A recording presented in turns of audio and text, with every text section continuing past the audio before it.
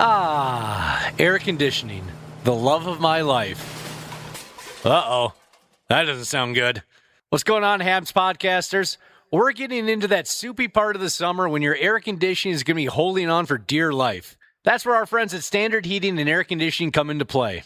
If your AC is out, you shouldn't have to wait. Standard prioritizes homes without cooling, so they got your back. With over 70 trucks on the road, they're ready to make you comfortable fast. That's better. Schedule now at standardheating.com, providing the comfort you deserve since 1930. The 93X Half-Assed Morning Show. 93.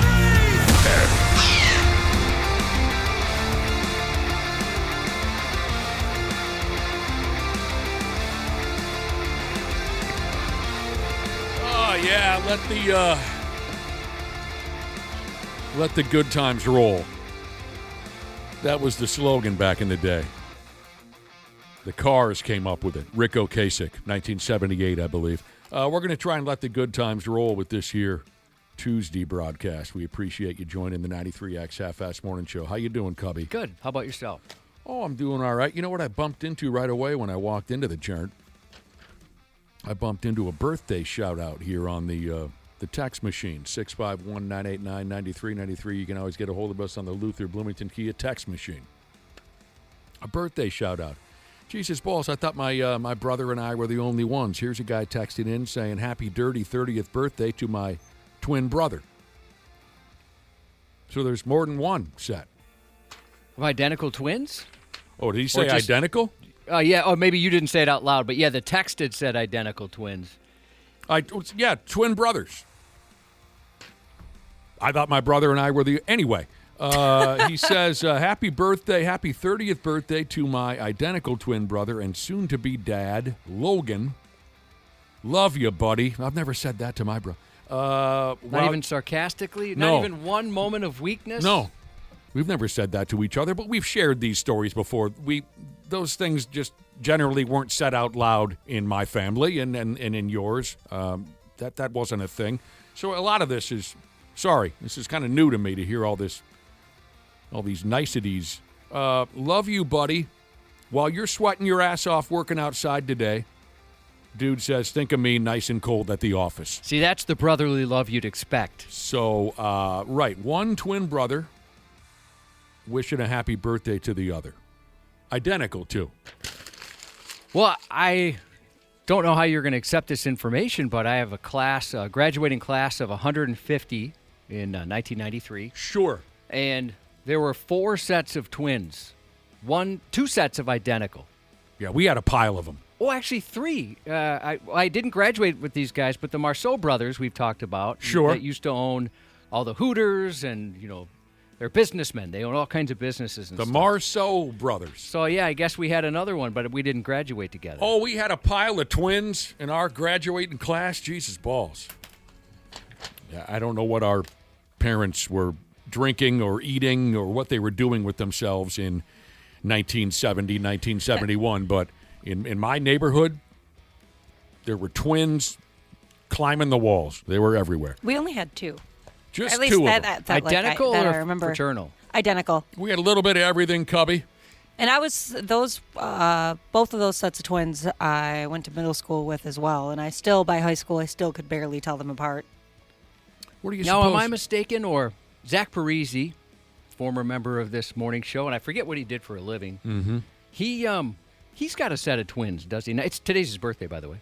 Doesn't he have a set of twins? I believe that's a true story. Yep. I think he and Joe Mauer, another big-timer here in town, and I can't remember how he made his fame. You also own some Hooters in town. He seems the type. Exactly. I believe Zach and Joe Mauer both have twins.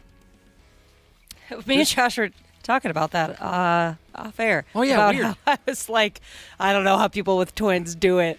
Well, now, it was actually the other day, I was reading a stat about twins being born now more than ever because of IVF. They call it the twinning rate, which has increased 1/3 since the 1980s. So what do you suppose was going on back in 70 and 71 that so many twins were being dumped upon the world? I was going to ask you guys because... I don't know. Quaaludes. Well, I would say cigarettes, Yeah, maybe probably. cigarettes and beer. I don't know. I don't know how it works. I mean, there's a set of twins in my family. I have 2 uncles that are twins. You know one of them. My dad was one of 8, and it was 2 twins, and there was no in vitro when they were born. So I don't know. Might have been cigarettes. Could have been. My grandma smoked a hell of a lot of cigarettes. That's so crazy to think about how, like, women were just ripping cigs while pregnant. And then, like, you know, smoking was allowed in restaurants and stuff, and they were just, like, going out and about, just getting all this secondhand smoke in their face. Like, that's so nuts to me. I mean, we've learned now that cigarettes probably aren't good for babies. That's what they told me. Yeah. I'm trying to remember how old I was the first time I sat in a non-smoking section, Ashley. Now that you mentioned, I forgot about that. Smoking or non-smoking? You used to go to restaurants. My parents smoked. I mean, my mom's she's been cigarette-free for like 15 years now, but they smoked when I was growing up. And I remember we would still sit in the non-smoking sections. And then my dad would my mom and dad would like stand up and walk 5 feet and then go smoke a cigarette. And I'm like, how is this? This doesn't make any sense to me. Yeah, the like mid-high little wall thing didn't really keep the smoke up from the non-smoking section. Same problem I've heard. They had the same problem on the airplanes. Yeah, see, where's it going? Where the hell is it going? Yeah, even when it was window. outlawed, you'd still see the ashtrays right there in the center. Back when they had smoking and non-smoking on those airplanes, I think they would just pull a curtain, you know, and that really didn't help the situation. So, yeah, we learned that cigarettes probably aren't good to dump on a developing baby, you know, while it's in the womb. But maybe there was something about the cigarettes and the beer that benefited the production of twins. I mean, later, my folks smoked a pile of cigarettes, a pile of them. Later in life, I don't know if I ever talked about this, later in life, they started smoking rock. Did they really? Yeah. So here's a question for you now, okay? So we'll get to the bottom of this twins phenomenon in the late 60s and early 70s. Are we moving on from twins? Because I wanted to ask one more question. We could always bounce back and forth. You know how we operate. So Okay. no subject is ever closed. Go ahead, Cubby. I remember being shocked. In grade school, we had a set of twins, and it was a boy and a girl, and I thought they were lying. I didn't know it could work that way. Sure. I'd always thought twins, they looked exactly alike. You couldn't tell them apart, anything like that. Until the movie Twins came out, of course. Then I understood they can look quite a bit different. Sure, how about that? That's a little more of a rarity, right? The boy-girl combo. Yeah, I thought they were lying. I thought it was a joke. Okay, I know you're brother and sister, but there's no way you guys are twins. Yeah, That doesn't work that way. A set of twins I've known since we were kids are a boy-girl type of a setup, and yeah, that's not as common. But yeah, my neighborhood was just crawling with them. How about this little question for you? Sounds like maybe one of our listeners is battling with something, and they want to know our thoughts. And the question is this here. Is it wrong that I feel good because something bad has happened to someone that I hate? No. Now, I immediately texted this guy back and said, no. I said, I'm the mayor of that operation. I'm fully dialed into that frame of mind. I love when something bad happens to someone that I hate. I have a good time with it, and I don't feel bad about it at all. So I said no. Maybe I'm wrong. Ashley says no. Again, the question is it wrong that I feel good because something bad has happened to someone I hate? Oh, you know what? I say have a great time with it. Let me be more specific, though, because it depends what happened to them. It depends, like, how bad it is. Okay. Because there's certain things Ashley that I has would never wish on stipulations. anyone. She has stipulations. That makes sense, sure. I have no stipulations. None whatsoever? Almost none. I guess I have heard you wish terrible things upon people. Where I even have to say, well, you don't mean that. And you say, yes, I do. Yeah, actually, I do. Yeah. I mean that 100%. Oh, there's probably one or two just extremely horrible things that might be one of those stipulations, but it is not a long list. Not long at all. Someone that I really hate, oh, no. I'm fairly wide open on that. I'm a big believer in karma too. So if they like did something to you to make you hate them, then that, yeah, they deserve what's coming to you. You have no further thoughts? I agree, Ashley. You have no further thoughts on this? Well, I'm trying my saintly little life partner? I'm trying to think how to answer the question because I wouldn't wish something negative upon someone, other than maybe they just realize that they're a douchebag one way or another, right? You just hope they have a realization. Yeah, like a comeuppance of sorts. I wouldn't wish anything bad on someone. But yeah, it's one of those things where you might feel a little less bad if it happened to them versus somebody who it didn't deserve, right? So, but nothing terrible outside of just maybe a reality check. Or, certainly if you do something bad, you should be punished by the law in some way, that kind of thing. I hope that this conversation maybe took a little heat off of you. I'm speaking to the listener who sent the text message. He was feeling, there's a word, Josh, conflicted. He was feeling conflicted. Is it okay that I feel bad? Pardon me. He asked, is it okay that I feel good that something bad has happened to someone I hate? I hope this benefited you in one way or another. Don't you think the fact that person had that question shows they're doing okay? Yeah, I think you're exactly right. Good point. The if fact you that were he's even a asking terrible about person, you wouldn't even think about it. You would just be kind of scraping your hands together like that. Yeah, you'd be petting a bald giggling. Cat. Yes. If you were a bad person, that's all you would have done. The fact that you texted and asked that question. I always go back to this story where we were drinking. This has got to be 30 years ago. We were drinking, hanging out, doing nothing. And my pal Donnie effed me running. When we were in our early 20s, we would go to this friggin' beer hall, and every time we went there, Donnie would get nose to nose with this one sumbitch. They just hated each other. And, of course, young guys and binge drinking would always add a little fuel to the fire. My pal Donnie and this big bastard, no matter what we did at the beer hall, shooting pool, just sitting there listening to the jukebox, it didn't matter. Eventually, Donnie and this dude were going to get nose to nose. They went out in the parking lot and had a lot of fist fights. It was just... Figure it out. You can't have more than like one or two. There was no figuring it out, Ashley. They just hated each other, these two guys. Just the sight of each other. So, fast forward, I don't know, 7 or 8 years. And like I said, we're just sitting around doing nothing. And one guy's got the newspaper out. And he says to Donnie, he says, "Oh, Jesus. Donnie, you're not going to believe this. You know that guy from the beer hall. You and him got in all those fights over the years? Remember that guy?" And Donnie goes, "Yeah." And my pal looks in the paper and says, "He's dead. It's right here in the paper. Some bitch died." Donnie paused for a few seconds and he says, "Well, he's not talking now, is he?" Don't you have a similar story about a buddy of yours whose stepdad died in a horrible way? Oh, no. Oh, Wait, no. what? I don't think I know this. He's told it before. Oh. Mm-hmm. Buddy of mine hated his stepdad. And by all the accounts that I've heard, his stepdad was not a good guy. He was an abusive guy. So somebody who had it coming, probably. In a few different, in a couple different ways. Josh, fair to say that he might have had it coming. So, his stepdad died one night by getting drunk and falling down a set of stairs and wringing his head off of a doorknob. Killed him.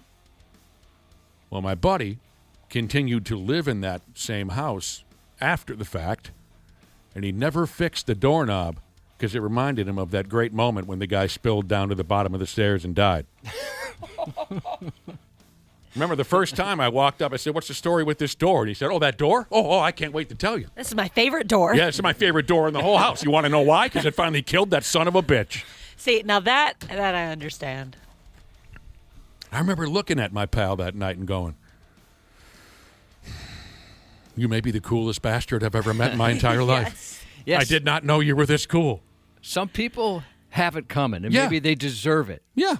Yeah, but I don't know. Yeah. I wouldn't necessarily wish something I like know that. you wouldn't. I know you would And not. I'd feel a little bit of empathy, but much less so than someone who didn't have it coming. Yeah. This is funny. This woman says, when my husband irritates me, I tell him I hope he stubs his pinky toe. I don't want him hurt, just mildly inconvenienced. Oh. We all know what that'll do to a player, right? When you stub that pinky toe. Oh, you might say a bad word. Ooh, boy. I've said to like my husband before when I'm irritated him, wait until I'm done with this too. Don't have a reaction until I'm done. I've said, you know, I hope you get in a car accident. I hope everybody's okay and nobody's hurt, but I hope it really inconveniences your day. Park and Ride Jesus says kind of what we talked about. There's a difference between wishing bad on someone you don't like and not being sad something bad happens to someone you don't like. Okay. But yeah, I think the original texter, they should be comfortable with how they feel. I'm going to try to find that gray area within myself there somewhere, but I know what they mean. I sure do. What if the loophole would be you wish that somebody else would wish something terrible to that person? Oh, Christ, you got to back that up. You don't want to wish it upon them. Let's say, person A hates person B. Got it. Person A might wish that person C would wish something terrible on person B. A second-hand negative so it's a wish? second-hand thing, so you're kind of off the hook if something You're not bad even happens. capable of that, are you, Josh? A second-hand... No, I don't want to involve somebody else in my problems. No. Speaking of wishing, Josh, I watched Obsession. Oh, what'd you think? Dude, that I had to like skip through a couple parts, like the little skip ahead like 10 seconds. I had to hit that a couple times because like I couldn't take it. It was so The screaming? It was so stressful. Oh. Or the car scene, Josh. The car scene. Oh, when he's talking to the lady in the car? Oh, that messed me up. That was dude. kind of silly. It happened so fast. Yeah. I couldn't prepare for it, and I was like, "Oh." This is the movie you brought up yesterday, Josh, Obsession. about the obsessive girlfriend thing? Nick, Okay. you would love this, I think. Well, we talked about it yesterday. Yeah. I mentioned that it did look interesting to me when I saw the trailers. A guy wishes, like he's got a genie lamp or something, and he wishes that this girl would love him, and then his wish comes true, but it goes too far. Right? Right. Right. Okay. So you watched it. Now, you really liked it. Ooh, yeah. I mean, it was a lot, and I haven't felt that way about a movie in a really long time. Where I'm like, oh my goodness, they didn't really need to. They could tone that part down a little bit. Stressful is a good way to put it. Yeah. I should look her up so I can give her credit, but the lead actress there, don't you think she did a great job? She's incredible. She's perfect. I've never seen her in anything else before. Me neither. Or if I have, she had a role that must not have been big enough to remember, but she was really, really good. Yeah, I hope it's like the start of a good career for her. Because, I want to see her in more stuff. I dig it. And I'd like to go ahead and try that movie myself sometime.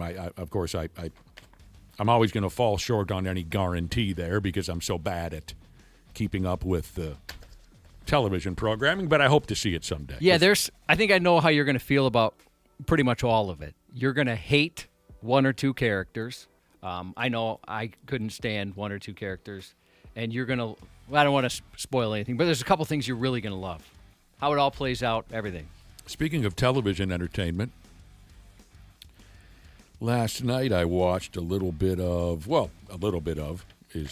don't know why I said that. Last night I watched part 3 of the latest Dark Side of the Ring series. They've been covering the career of Jeff Jarrett. I don't know if, Dana, have you dialed into that? I've not watched that. I've heard good things, though. It's a 3-parter, and I think I'm done now. I think I've watched... All on him, or? Yes. On Jeff Jarrett, his life, his career, the whole schmear. I think now that I've finished 3 episodes, I think we're done with Jeff Jarrett, and he's one of my all-time favorites.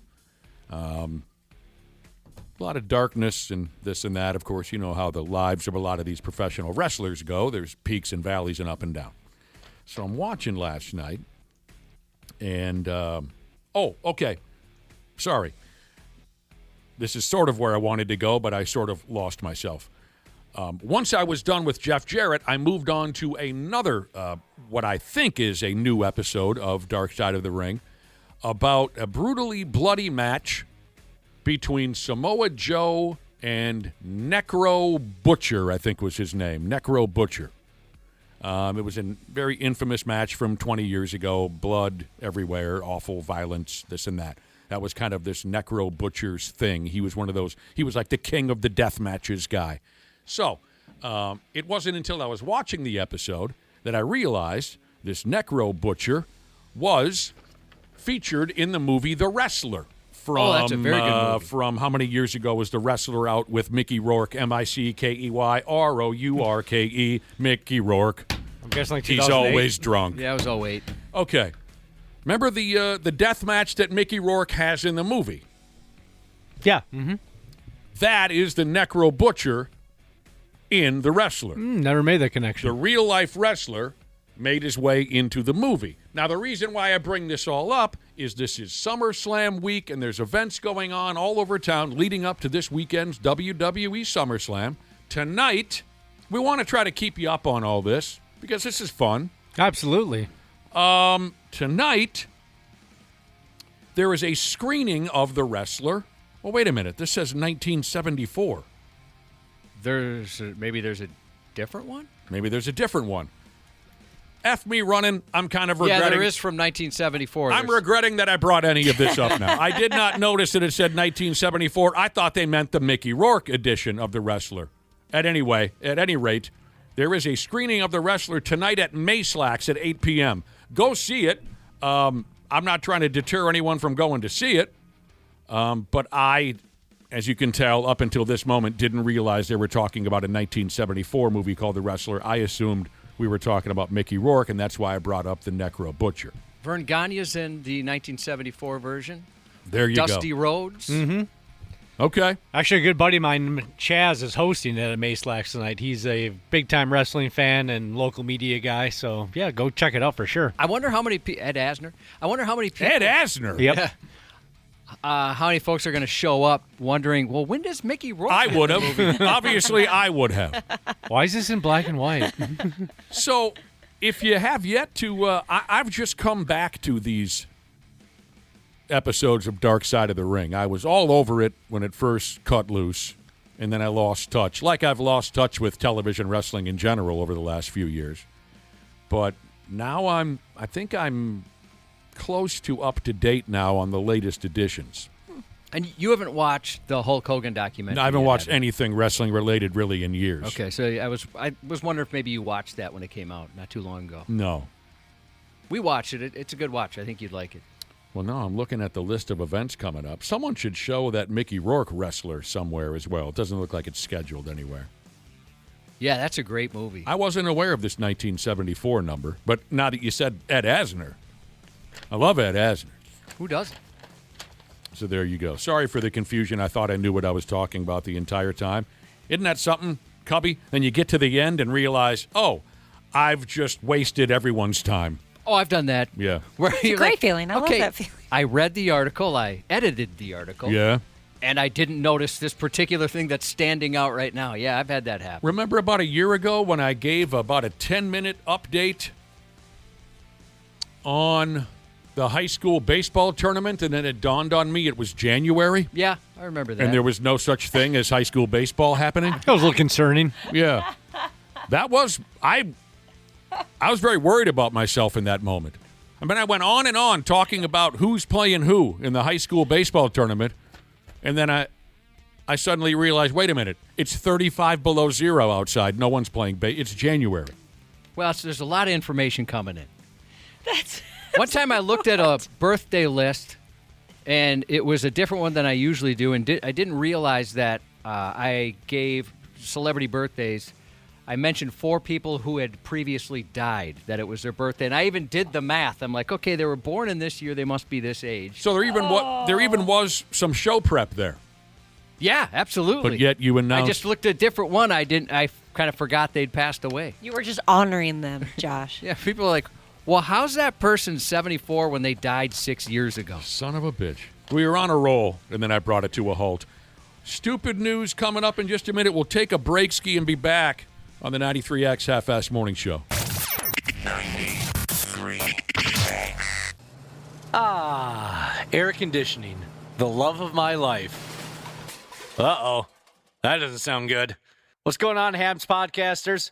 We're getting into that soupy part of the summer when your air conditioning is going to be holding on for dear life. That's where our friends at Standard Heating and Air Conditioning come into play. If your AC is out, you shouldn't have to wait. Standard prioritizes homes without cooling, so they got your back. With over 70 trucks on the road, they're ready to make you comfortable fast. Ah, that's better. Schedule now at standardheating.com, providing the comfort you deserve since 1930. Years of hard work, and now you've got pain in your back, your shoulders, your knees, maybe your joints. You need help. Randy Shaver here with the answer. Dave Bialke. He's got over 30 years experience in getting workers' compensation benefits for people just like you. Don't suffer. Call Bialke Law today. 763-571-2410 or go to bialkelaw.com. That's BIALKE law.com. And it spells relief for you. Stupid news on the Half-Assed Morning Show.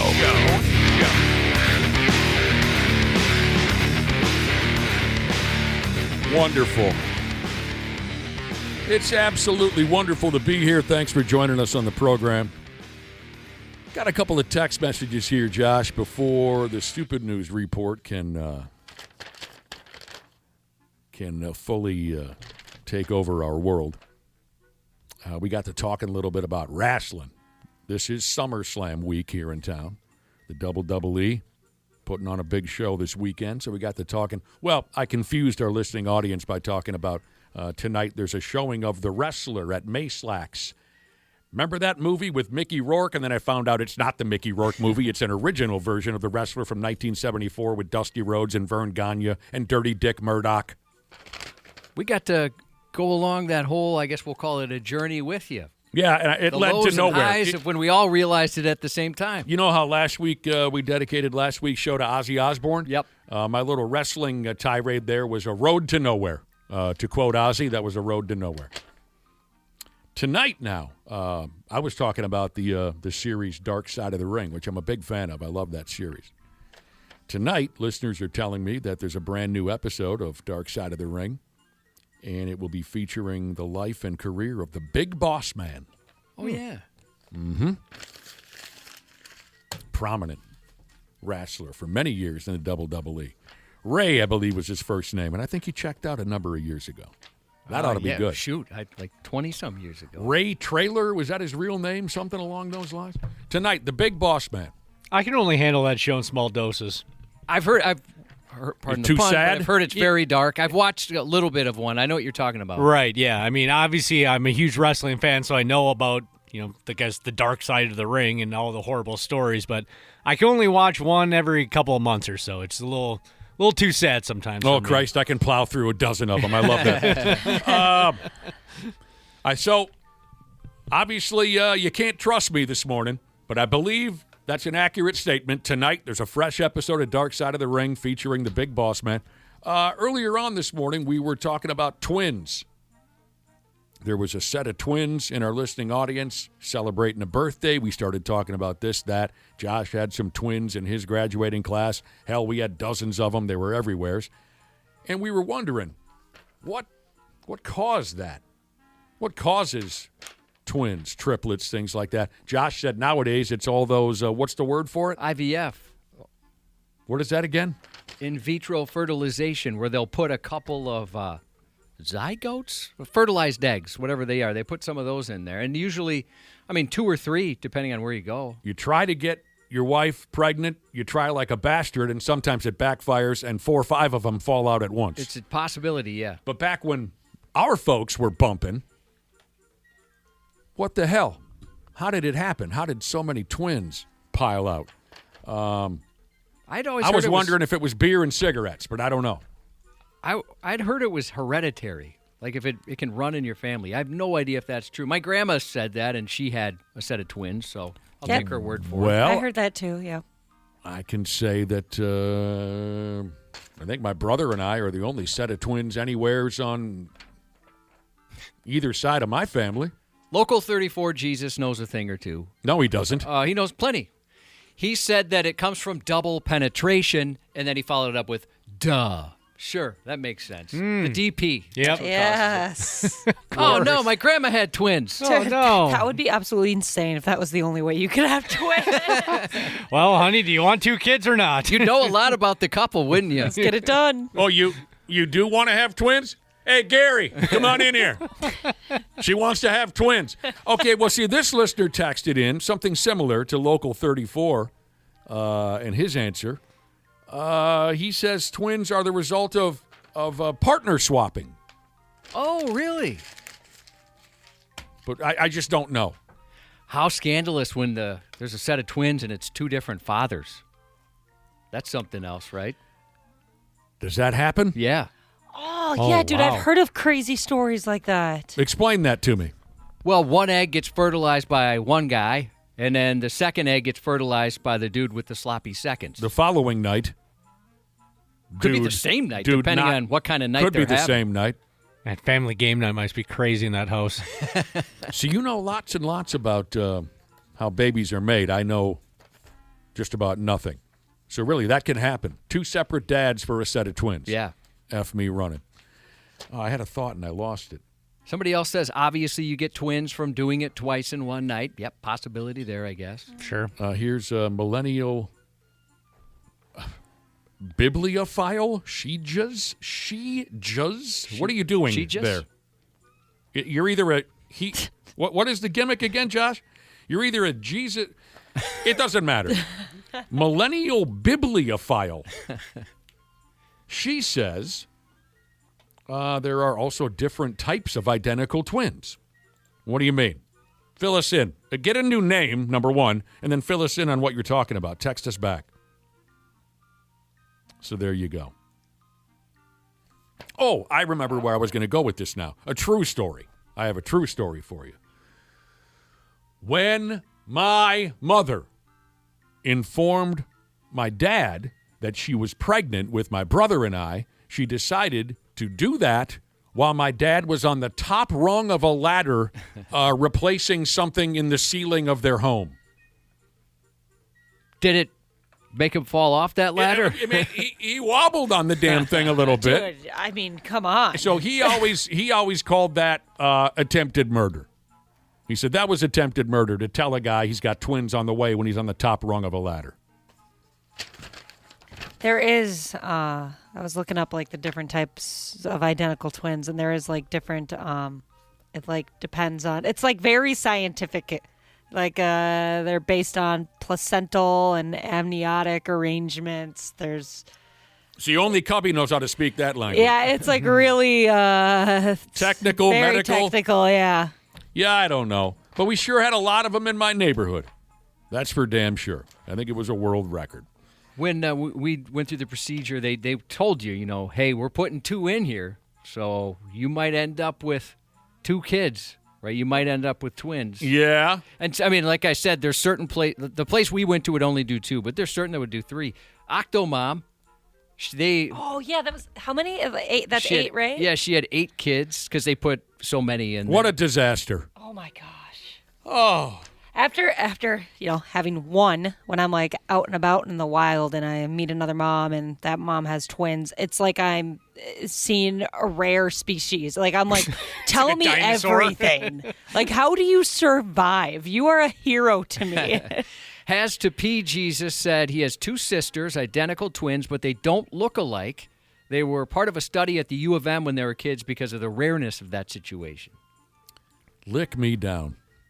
All right. I'm waiting for this millennial bibliophile character to get back to us. She was going to tell us about the different types of identical twins. We got all the time in the world. When you have a minute, I'd love to know more about that. Here's a mom of twins who said that fraternal twins can be hereditary, or the older a woman gets, the more eggs are shot out. Identical twins are a freak of nature, not hereditary. That's fascinating how that works out. It's confusing. But yeah, I would have to write on one of them. Mark their arms. Yeah. Well, it is something to see when you encounter a set of identical twins that are very, very, very difficult to tell apart.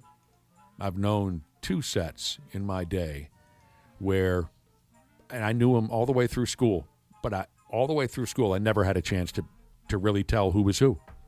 I could never get it right. Do you think at one point when they were children, I imagine they were being watched by dad at this point. It seems like a dad move. Like you mix them up, and then that's like you're like, oh wait, That's just who it is now? wait, what one is what one? And then do you think that happens like a lot? Along the way, Donnie, who was originally Ronnie, became Donnie, and Ronnie. Yeah. I'm sure it's happened. Probably has happened. We only had one. So, again, we had 3 sets of identical twins. I graduated with 4 throughout my high school. And, God, I can't believe the number was so small. well, we only had 150 kids. Yeah, but throughout your entire high school, 9 through 12, there were only 4 sets of twins? Yeah. F me. Well, in my class. I guess I don't know if there were some in other classes, but in my class specifically. Oh. So, there was only one set of identical twins that you couldn't tell apart. The other ones, there were subtle differences. I mean, from a distance, you wouldn't be able to tell. Outside, they walked a little different. But there was one that these 2 brothers looked exactly alike. Their mannerisms were exactly the same. I could never tell them apart. I had a neighbor who was a part of a set of triplets. She was identical triplets with her 2 sisters. And to the point where one day we were hanging out, my ex and I were hanging out with the couple, her and her husband, and she pulled out photos and she was showing her husband. She goes, pick out which one I am in all these photos with me and my 2 sisters. And he could not do it. 1 in 3 chance, basically. That's how closely aligned they were. They looked identical to each other. It's a That's freak gotta show. be stressful dating a twin because like at one point they're going to be like, you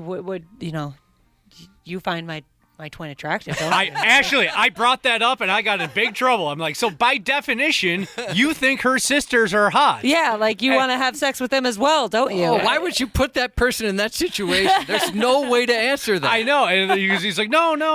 It's all personality. Personality. I'm like, oh, so you saw her at a bar and you thought, oh, I bet she has a great personality. I'm going to go talk to her. See? Yeah. Oh, what a terrible situation. I never even considered that. Well, how about this, Cubby? This is similar, in my opinion. Did you have any buddies growing up who had hot sisters? Oh, yeah. Did they look anything like your buddy? Not really, no. Okay. See, I knew a couple of guys growing up who had cute sisters, but they looked so much like my buddy also. You see what I'm saying? No, I definitely So can picture the exact scenario. there was like a little bit of a battle there to where I didn't know how to feel because the cute younger sister looked so much like her older brother, who was my pal. I could see. I didn't really know where to go with that. Yeah. That would be difficult. Yeah. That's not fair. It was a mind F. Well, when you're 15, that's like a mind F. Mm-hmm. Now I wouldn't care. I mean, but when you're a young kid, you think, oh, is this weird that I...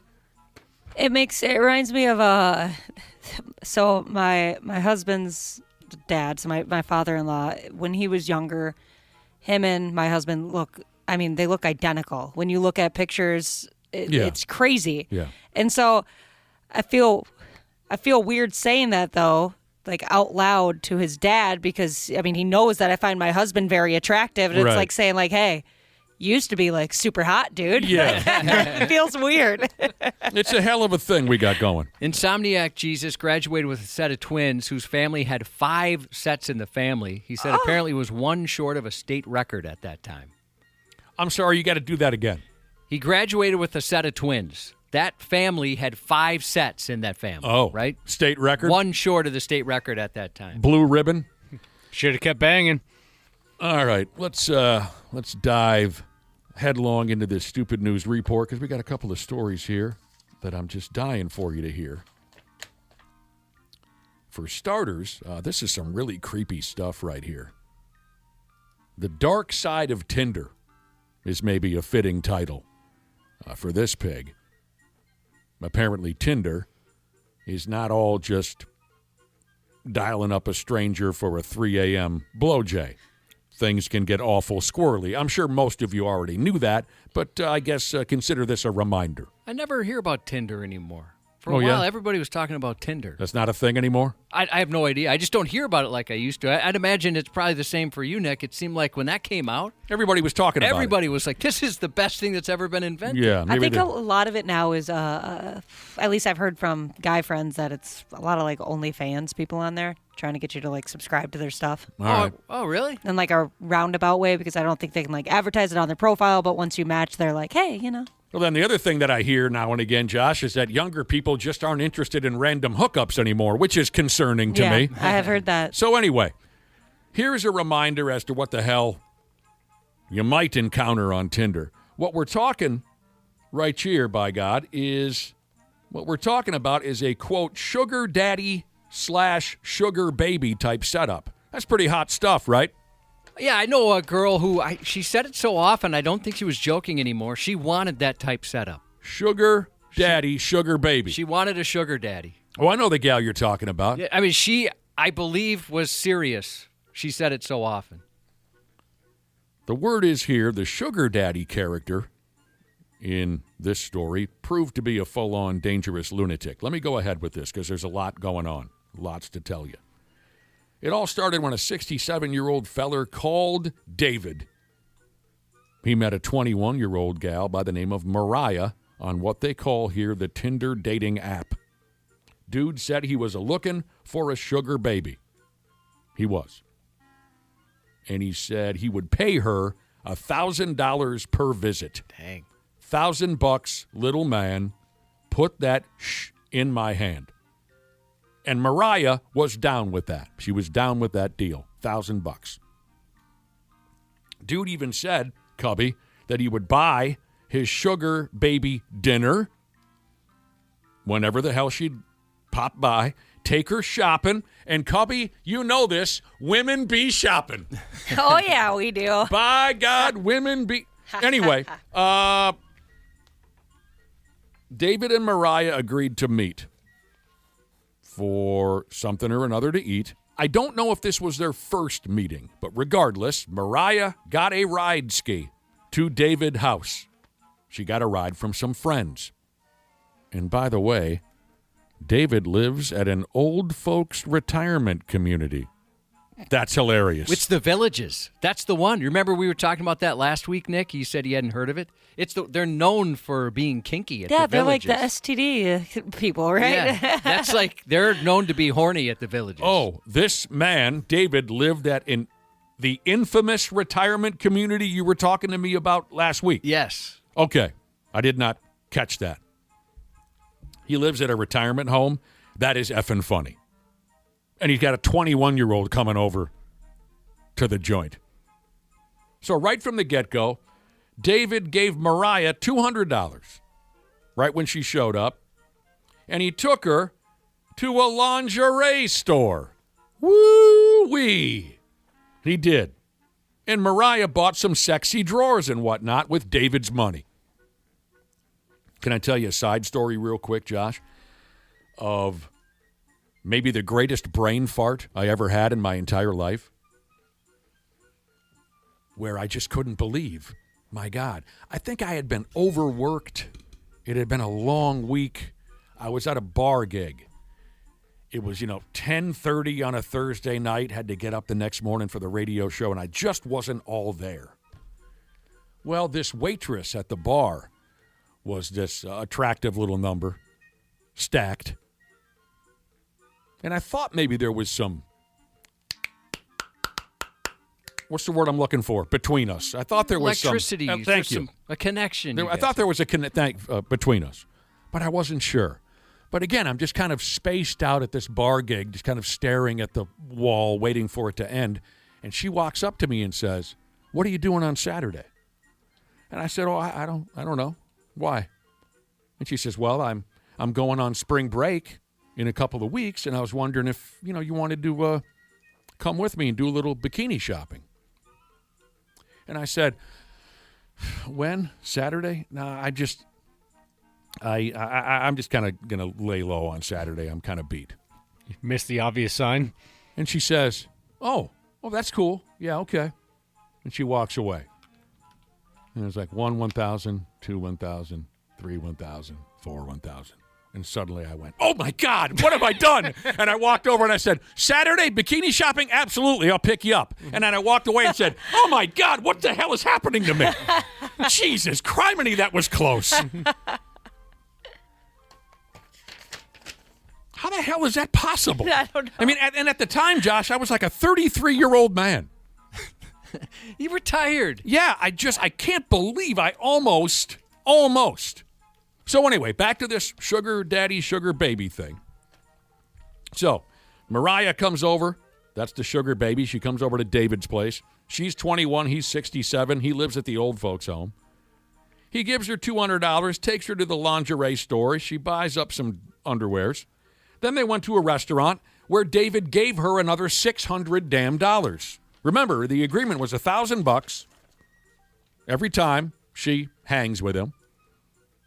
Then they went back to the old folks' home. Well, Mariah started to feel a little uncomfortable. She didn't feel right being in David's apartment. So she texted her pals to come and pick her up. Come on back and pick me up. Well, that's not what David wanted to hear. And David said, well, if you're going to up and leave, you should give me my money back, because that was not part of our agreement. Mariah told him to eat a fat D. And she left in a vehicle with her friends. And that's when this sexy sugar daddy, sugar baby meetup turned into a life or death high-speed motor vehicle chase. David jumped into his pickup and chased them. He rammed their vehicle at a roundabout. And then, since it's a roundabout, Josh, he went around again and rammed them one more time.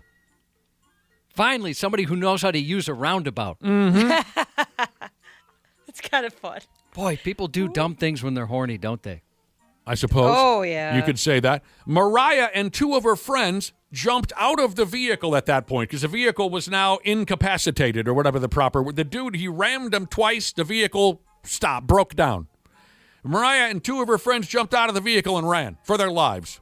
One of her pals, a 22-year-old dude, decided to stand up to old Dave. They got nose to nose. But Dave pulled out a gun and told the kid to get down on his belly or he was going to get killed dead. At one point or another, that young fella was able to run away. Eventually, local police drove up and pinned old Dave on the hood of that pickup. He told the cops that he was pissed, really pissed, because he had been scammed. And then he cut loose with the terrible, lame excuses, the terrible lies. He didn't ram the car. He grazed it. As for pulling out his little handgun, he said he thought maybe that the car he was chasing was stolen. So, he was trying to do the cops a favor and, quote, control the situation for them. Oh, he's kind of a citizen hero. He is a citizen hero. Dave even told the cops, as they were pounding on him with their batons and shoving him into the back of the car, he told the cops, he said, hey, I've been involved in a prior sugar baby arrangement, and that one was great. But he said, this one totally sucked. And Dave is now in jail. I don't know. I mean, I guess if I was an older gentleman going through enough of a dry spell and I had the funds, maybe I'd set up one of those. Well, not that young. Of course you would. Maybe she'd have to be in her 50s. Oh, for Christ's sake, will you live a little? I mean, I couldn't do that age difference. Like young-looking 50s. Yeah. Have at it, Josh. I'm guessing she's available. Yeah, you might not have to buy her stuff. No transactions needed. Oh, is that right? No wait time at all on that one. The 21 and 22-year-olds, their telephones never stop ringing. They're backed up. That gal in her 50s, she will be available for you. Yes. Well, everything's coming up, Josh. What the hell's wrong with you? Yeah, what? You don't think that difference is a little... You're an old timer. You're going to die any day now. Who cares? What do I care? Well, that's what I'm saying. Why do you care? Well, I mean, I don't need that. I dated people that age when I was that age. You might as well just not do it then. Yes. That's my point. just You get don't tell me who I can pay for sex. like if you're gonna do it, If you you're gonna gotta do go it. young. Yeah. The F, man. You don't have to be a Catholic dork your whole life. Josh comes in here, guys, his little scandal. She's 3 months younger than me. Yes, I'm You guys do 79 and she's 71. You guys do what you want. I think that's kind of gross. You're gross. What? I personally agree that it does gross me out. But if you don't have to pay for that, Josh. You don't have to be a sugar daddy To get a 50-year-old? You're saying 50-year-olds are so desperate? No. It sure sounds like you're saying that. You're just probably good. For a second there, I thought you were going to be cool. He started off by saying, yeah, if I was an older guy, and had gone through a long enough dry spell, I might do that. With a woman in her 50s. The part that excited me sexually the most was the idea I'd have the money to be able to afford a sugar baby. Money is exciting. $1,000 a day, a shopping trip, a meal. That's pretty cool. Oh, yeah, that is. That'd Here's be sweet. Here's a guy that texted in and said, I was a sugar daddy for 5 years. I married her. It's not worth it. All right. Well, now you're going to feel like we're picking on you, Josh. We're not. But one thing that we know about you is that social situations, social engagements are not your favorite thing in the world, and you're not alone. You're not alone. You've admitted. Yeah, I'm not. I like some of them, but I'm not comfortable. Sure. I feel like I'll screw it up. You've admitted that there have been times, and again, you're not alone. I've had these same thoughts. There have been times where you considered taking drastic measures to get out of a social obligation, like, say, disabling your motor vehicle by driving it into a wall or something, correct? Well, yeah, more like where it was beyond my control. I couldn't feel bad about it. I slipped out on some black ice, not much I can do about it. Car's disabled, that kind of thing. Just like you said earlier, Yeah. Ashley, nobody gets hurt. Nobody's inconvenienced Of course, but me. yes. Yeah, right. But you've yet to actually go through with that kind of thing, right? No, like I said, it would have to be something. Sometimes I'm like, God, wouldn't that be great if this happened? Wouldn't that be something if I slid off the road and just, no fault of my own? No, just it kind of bounced into a fence and my vehicle was disabled and I wouldn't have to go to this wedding reception. Yeah. Totally natural. I've had the same thoughts. Okay. Have you ever considered faking your own death? I have not, no. Okay. But there's probably Yes. a situation where I would. Yeah, sure. Actually, yes. You have considered faking your own death. Thought about it. It's like, What was the screw situation? it. What were you up I was against? going through my divorce. Oh, I was like, screw it, dude. I'm just going to disappear. Just Yeah. disappear completely You off got the a tough face of the job earth. for that. I know. I was like, I'm not going to show up. Everyone's going to be worried. Josh is going to be looking for me for like 10 years. I'm going to be in Cuba. Well, now we know you're going. well, I got to answer a text message real quick. A guy texted in and said, "Hey Nick, where is Josh on the riding lawnmower situation?" I'm just going to text. have one. I'm going to text back and say nowhere. Where is Josh got one on right the here. riding lawnmower situation? The answer is no. How do you spell nowhere? Okay. All one word. Yeah. Okay. All right. I got a Kubota Z700 It's right a here toy, it in my doesn't hand. count. It counts. It doesn't count. Nobody said it couldn't be a toy. It didn't need to be said. It's ridiculous. You're ridiculous. Here's a guy who went ahead and faked his own death and even had God help us, he even had a funeral. And I'm sure you're wondering why. He did this so he wouldn't have to take his medicine on a DWI charge he was up against. He's a Chinese guy, don't you know? He got caught driving while loaded. That's the situation, maybe not a DWI charge, but that's the situation I could see faking my own death, where there's the possibility I'm going to jail. I don't think I could handle something like that. Okay. Well, Despite maybe you. the fact that I've done time, I just don't want to go back. Well, then consider this a tutorial, okay? Homer Simpson once faked his own death to get out of highway litter pickup. He didn't want to do the Didn't want to community do the service. Saturday community service, so he faked his own death. I had a friend that did that. He didn't care for it too much. Although he said he made a couple of buddies. Did he? Yeah. Oh, that's lifelong friends? How do you guys know each other? Funny T-dubs. story, yeah. Dude got caught driving while loaded, so he's got to go see a judge about that, right? But he had this idea to fake his own death and even fake his own funeral. He was even able to convince a couple members of his family to help him with the gimmick, so he wouldn't have to face the legal consequences of his D-dub ski. This gangbang took place, I don't know, a couple years ago. The local police over there in China have decided to finally tell the story, just for laughs. Dude goes by the name of Sai. He's the D-dub guy. He got pinched. It was his third offense.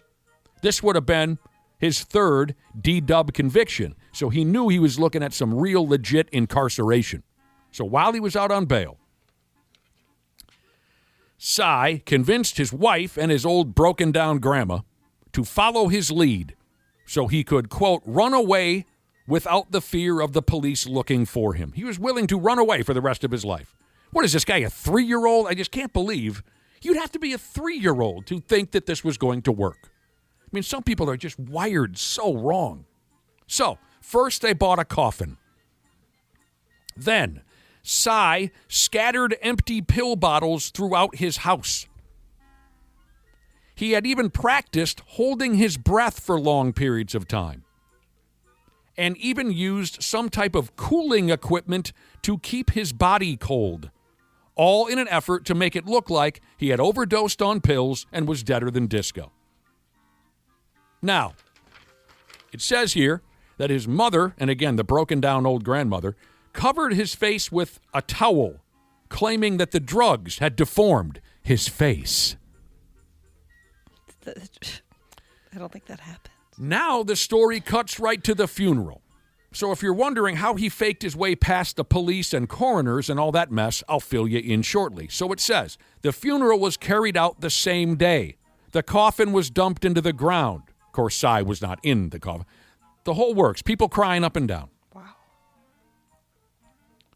It's just so weird to me. I don't know how common this is in China, but it sounds like if someone drops dead in your house, you can just say, well, he's done. Dig a hole. Right? Yeah. I mean, because he because is nobody like, hey, we don't have to like rush this. It's a little insensitive. Right. To have a little bit of mourning here. They just went straight outside and put a coffin in the ground. Acting like it's the dog or something. The police quickly picked up on things like the coffin had been purchased before his death, and the fact that the family never called an ambulance or alerted the cops about his death. So there you go. That's how they skirted past the police, and they just said, a body coming through. This is Cy in the coffin. He's dead. Look out. We're digging a hole. Then, of course, someone saw Cy at a bank pulling out piles of cash. Bank records and surveillance videos proved that Cy was running around trying to leave town. The cops caught him, and now he's in about 5 times the trouble he would have originally been in for that third Dewey I was telling you about. Didn't think that far ahead, I guess. Or it's a little too confident. Truly unbelievable that this grown man had this idea, and he's able to convince his mother and his grandmother. And those old ladies are now also looking at time for going along with what turned out to be one of the dumbest ideas ever. I think I could convince my mother to do this for me, but... Oh, I'm sure there are plenty of mothers who would do that. Not my significant other. He'd be like, no, you're so stupid. I'm not... Absolutely not. From what you've said, your mom would help you bury the body. 100%. She'd That's give you my the home alibi. girl. Maybe I shouldn't say a lot of mothers who would do that, but... I would do it. There you go. I'm sorry, what? I said I would do it. You would I would do do this. anything. You would do But this. that's because my son's not old enough to be a D-bag yet to me. So, speaking like right now... It would be a hell of a deal if he got a DWI these days. Yeah, But, that would be insane. Sports on the 93X Half-Assed Morning Show. She's a saint. We all know that, the people that know her. But things happen, things happen, and you got to work through it. But it'll all work out in the long run. We all love EB, and you hate seeing these kind of things happen. But there's always a blessing in there somewhere. Eric will work through it. He's got a great support group here, as does his family, and then we'll just let time take care of it from there. Well, it happens. It happens once in a while where, you shoot your mother. Sure. What? Just one of those things. It happens once in a while where a child will shoot their mama. But don't worry, Ashley, there's a blessing in there somewhere. That was Kansas City Chiefs head coach Andy Reid trying to put a flowery spin on one of the most horrific stories I've heard in a while. Well, I guess Did you watch his since Mark Sanchez, I guess. We keep bringing up Mark Sanchez because he's like the what do they call it, Josh? Poster child? Well, yeah, he's kind of the rule, the line. Sure. What was the question? Did you watch his whole statement? No, Andy I Reid? can't stand the sight of Andy Reid, so I try to avoid him at all costs. But what? Watch it and see if you can figure out what happened. It's very confusing, everything he said. You could tell maybe he was so shocked, didn't quite know what to say, and maybe didn't even have time to formulate a thought. I'd be interested in what you thought. Okay, so I need to watch. I need to listen as well.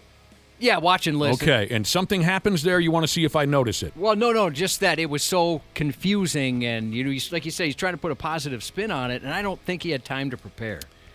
How The old story, was this kid? we haven't even told the story yet. Yeah, I So- want to know what's going on here. Yeah, Andy Reid's offensive coordinator, a guy by the name, I'll get there, a guy by the name of Eric Bieniemy. I remember him when he was a college running back for the University of Colorado. He was a talented running back. He's been coaching for years in the National Football League.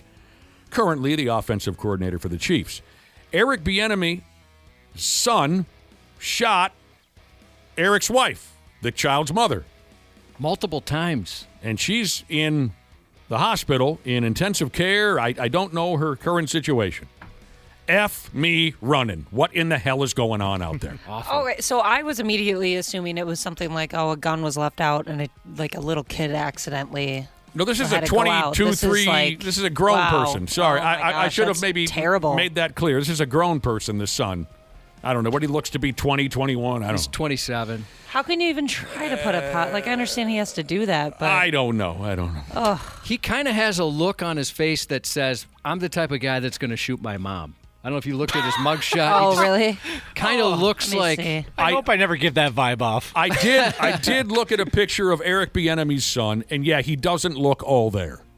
Doesn't look all there. At least in that photo. All right. We'll cover that with Randy Shaver, Brad Ryder, today. Terrible. There's plenty more to go through on the subject. But it's just like, what the F is happening? Tonight, let's go ahead with a baseball game, Twins and Royals over there at Target Field. And real quick before we go, we've been talking up and down this morning about twins and triplets and quadruplets and IVF. Is that how you say it, Josh? Yeah. IVF. Sometimes that creates a pile of babies at once. This is interesting. We were all sharing, hey, we had this many sets of twins in our graduating class, and I had this many sets of twins. Some of them were identical. Some of them were fraternal. A dude here says he went to high school in 1989. There were a set of brothers in his grade, but they weren't twins. They were 9 months apart, but mom and dad sent them to the same grade. That must have been, that's very unique. Yeah. Very unique. Just makes things a little simpler. I guess. Yeah, you don't got to worry about Yep. maybe they're in the same classes together, and that makes things easier. Josh will be back in a couple minutes with some more news. 93. Air conditioning, the love of my life. Uh-oh, that doesn't sound good. What's going on, Habs podcasters? We're getting into that soupy part of the summer when your air conditioning is going to be holding on for dear life. That's where our friends at Standard Heating and Air Conditioning come into play. If your AC is out, you shouldn't have to wait. Standard prioritizes homes without cooling, so they got your back. With over 70 trucks on the road, they're ready to make you comfortable fast. That's better. Schedule now at standardheating.com, providing the comfort you deserve since 1930. Years of hard work, and now you've got pain in your back, your shoulders, your knees, maybe your joints. You need help. Randy Shaver here with the answer. Dave Bialke. He's got over 30 years experience in getting workers' compensation benefits for people just like you. Don't suffer. Call Bialke Law today. 763-571-2410 or go to bialkelaw.com. That's BIALKE law.com. And it spells relief for you. What would you do if your online store converted 36% more shoppers? You could take 36% more vacation. Another pina colada? Yes, please. Open a new retail location with 36% more square feet. Fantastic. Hire 36% more help. You're hired and you're hired. Shopify has the world's best converting checkout, up to 36% better than other e-commerce platforms. What you do with those extra sales is up to you. Switch to Shopify today at shopify.com/listen and get a $1 trial. Shopify.com/listen. Half-assed morning show. 93X. You are not a hero. If you did this, you're a zero. Ooh, sick burn. You could make an argument a Milwaukee mother may have slightly overreacted here. 33-year-old Cassetta Burnell collected criminal charges this month like your average Wisconsinite collects OWIs. 22, 18 of them felonies, after opening fire on a 12-year-old boy over the high-stakes, cutthroat world of neighborhood bottled water selling turf wars. When her son called to report his cooler had been smashed, Mom did what any loving parent would do. She snatched her girlfriend's gun, packed 5 kids into a stolen Nissan Pathfinder, and took off like a bat out of hell to handle business. After a brief, probably intellectually stimulating confrontation, she whipped out a pistol from her glove box and offered the rival child a polite warning, "We gonna do this." Oh! As the 12... What do you mean now? We're going to do what? There's a lot to read into here, but she's holding a gun. He's 12. He wisely ran for his life, and then she fired into the ground to scare him. But then she had second thoughts and fired a second shot, hitting him in the leg, while screaming, "I should have killed your ass." And then she sped away, a true contender for Mother of the Year. When police spotted her Pathfinder against Olin later that evening, she blew right through a stop sign, which led officers on an 83-mile-per-hour, nearly 6-mile high-speed chase, once swerving toward an officer laying down some stop sticks. When police finally boxed her in, the 4 kids trapped inside were left crying and visibly shaking from Mom's unhinged family outing. There's so much stuff going on in this complaint. Here you have what started as a dispute between 2 groups of children for water bottles selling turf. Miss Burrell had been out of prison for 11 days. That's right. She'd only been out for 11 days. That's it. Didn't learn a lesson the last time. 11 days. She brushed off her total disregard for human life by claiming, "You see, I was simply in GTA mode." Oh my God, I unquote. hate her. This is a grown woman. Yep. When confronted about aiming for the officer, she said, "Yeah, he was there, but you know, I'm a good driver." Recorded jail calls captured her flip-flopping between profound regret and unearned bravado about her actions toward the child. After admitting she had to get rid of S by chucking the gun out the window, she bragged she was actually a hero and claimed the entire community agrees. Everyone in town agrees that she's a hero? Everybody. I'd love to hear those statements. Turns out the community does not agree. Oh. And she was given a reality check in court. She shot the boy and later admitted to it on recorded jail calls, calling herself, quote, a hero. Nobody in the community, nobody in the hood thinks somebody that shoots a 12-year-old kid is a hero. You are not a hero. If you did this, you're a zero. Who's that guy? That's the burn we started with one of the prosecutors. Oh. She already has prior convictions on her impressive resume. I mean, this lady's an animal. Yeah. I mean, what and a total moron. What in the F is wrong with you? You guys know what it's like when you get into GTA mode. Hey, everybody thinks I'm a hero. I shot at this 12-year-old and then shot the 12-year-old. Tell me they're burying her under the friggin' prison. I hope so. What the hell's wrong with you? Well, you have to understand, there was a turf war between bottled water sales. And then she's got an attitude about it. Yeah. I mean, this is just... Oh, those poor kids. We are so effing screwed. They're up against it, that's for sure. They really got to beat that. Well, hopefully she goes away long enough where somebody can step in and help them out. A Florida grandma didn't just take her teenage granddaughter's side in a dispute with other kids. She showed up with a pit bull and helped trap the teens inside a park bathroom. The conflict started at Palm Coast Park, where the 13-year-old allegedly tried to provoke one of the victims into a fight. According to cops, the teen pulled the girl's hair before they were separated. Later that day, she went to the victim's neighborhood and attempted to reignite that confrontation, but nothing happened. The next day, Grandma, 64-year-old Allison Pease Frankel, became involved. The grandmother said she would bring a pit bull to the park for the fight. Now we got a grandma in the mix. Her 13-year-old granddaughter also threatened to kill 2 of the victims. When it was time to rumble, Grandma and her granddaughter met the 5 teens at the park with the pit bull. The victims ran into a bathroom and locked the door. With the 5 victims inside, Grandma pushed on the restroom door with enough force to make it flex, while her granddaughter kicked the door multiple times. While the victims were in the restroom, the suspect stole a cell phone, clothing, and other items which had been left on a picnic table nearby. The victims had called for help, but they were unable to leave and remained trapped until the group left the park. Sheriff Rick Staley says the grandma should have taught her granddaughter to de-escalate the situation instead of encouraging her to fight. It's not uncommon for teens to have disagreements with one another, but violence is never the answer and can lead to lifelong consequences. Rather than de-escalate this situation, Grandma chose to run back up for this teen's poor decisions, he said in a statement. Granny certainly wouldn't win the Grandma of the Year award, the statement continued. Parents and grandparents act like adults and teach your children and grandchildren the proper and legal way to handle disagreements by molding the correct behavior, he said. Yeah, that idea is out the window. I think that's obvious. She was taken to jail. Her granddaughter was taken to the Department of Juvenile Justice. Juvie Hall, huh? That's right. All hope is lost. For some people, that's for sure. Well, for all of us. Forget tie-dye shirts and friendship bracelets. This summer, one New Jersey YMCA camp accidentally offered an activity not listed on the parent consent form, an existential journey through time and space.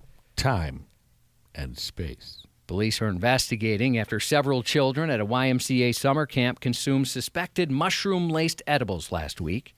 At 11 a.m. on a Thursday, the biggest threat at camp was supposed to be sunburn and poison ivy. But by 11:05 a.m., 13 preteens were staring into the abyss, hallucinating.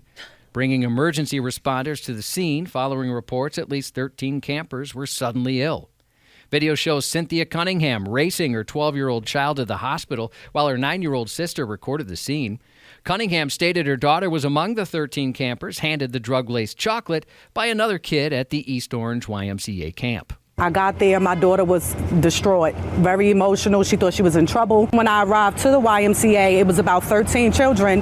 They, for lack of better words, they looked like zombies. It was really sad. Didn't take long for trouble to start. Shortly after consuming the suspected edibles, one child reported feeling sick. Before long, 12 other campers began displaying similar troubling symptoms. In a statement addressing the incident, the YMCA explained in part, later, when staff noticed campers having an adverse reaction to the substance, we immediately enacted our emergency protocols. Medical personnel arrived to evaluate the children, who ranged in ages from only 10 to 13. Officials confirmed all were in stable condition, though one child was transported to a hospital as a precaution due to a pre-existing medical condition. Police emphasized that the frightening ordeal serves as a stark reminder for parents and guardians to talk with their children about the severe dangers of consuming food, candy, or other products from unknown sources. All right, so this kid brought the dope knowing? They didn't say yet. Or did he think they were just chocolates? Yeah, could have been they just thought it was chocolate. Certainly the other kids did. Man, well, something's got to pick up the spirits of those campers. I always heard that summer camp was just a drag. I did a day camp or two, but never like a go-away camp. That'll pick up the spirits, wouldn't you think, Cubby? A bucket full of shrooms? Yeah, I don't know. I don't know what that does to a person. Yeah, good bonding moment. According to the Pierce County, Washington Sheriff's Office, deputies responded to a dumpster fire of a domestic violence call about 11:30 a.m. July 17th. The caller reported her 42-year-old daughter had assaulted her with a handsaw while completely naked. Yeah, wow. Naturally, the mother didn't stick around to see what other woodworking tools were in the agenda. After her daughter confiscated her phone, Mom sprinted to a neighbor's house to escape the nude assault and dial 911. I wonder what it's like for a parent to see their grown child naked. Oh, but I can't even imagine. Probably not great. Huh? That sounds like an absolute nightmare. Still stark naked and completely undeterred, the daughter then climbed into a pickup truck and attempted to run down both her mother and the neighbor who had stepped in to help. She missed the neighbor by about a nipple, but unfortunately managed to hit both her mom and the family dog before burning rubber out of there. How's that dog doing? Doing okay. Oh. Kind of pissed. Doesn't really understand Confused? When deputies spotted the getaway truck, she predictably refused to pull over, initiating a high-speed birthday suit pursuit. At one point, she almost flattened an officer trying to lay down spike strips to end the show. Deputies eventually brought the chase to a halt using a pit maneuver, though the tactic went a bit sideways.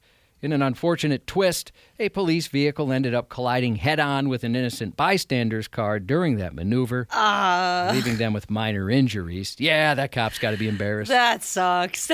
I wonder if any of our listeners can text in with a story of seeing their grown child naked and what the experience was like. Yeah, I think that'd be pretty disturbing. I mean, that or just, seeing a parent naked would be tough as well, I think, on the flip side. I imagine if you're a grown person, well, maybe I should start that over again. If you're a parent and suddenly out of nowhere you see your grown child naked, I would imagine a lot of the stories are similar to what you just told us, Josh, where some kind of a drunken nightmare happened. You know what I mean? Or nowadays, you wonder if it'd be something like they clicked on the wrong link, or if they were sent a photo by accident. Oh, I mean in person. Yeah. I mean, I have one story where a friend of mine, bad problems with the bottle.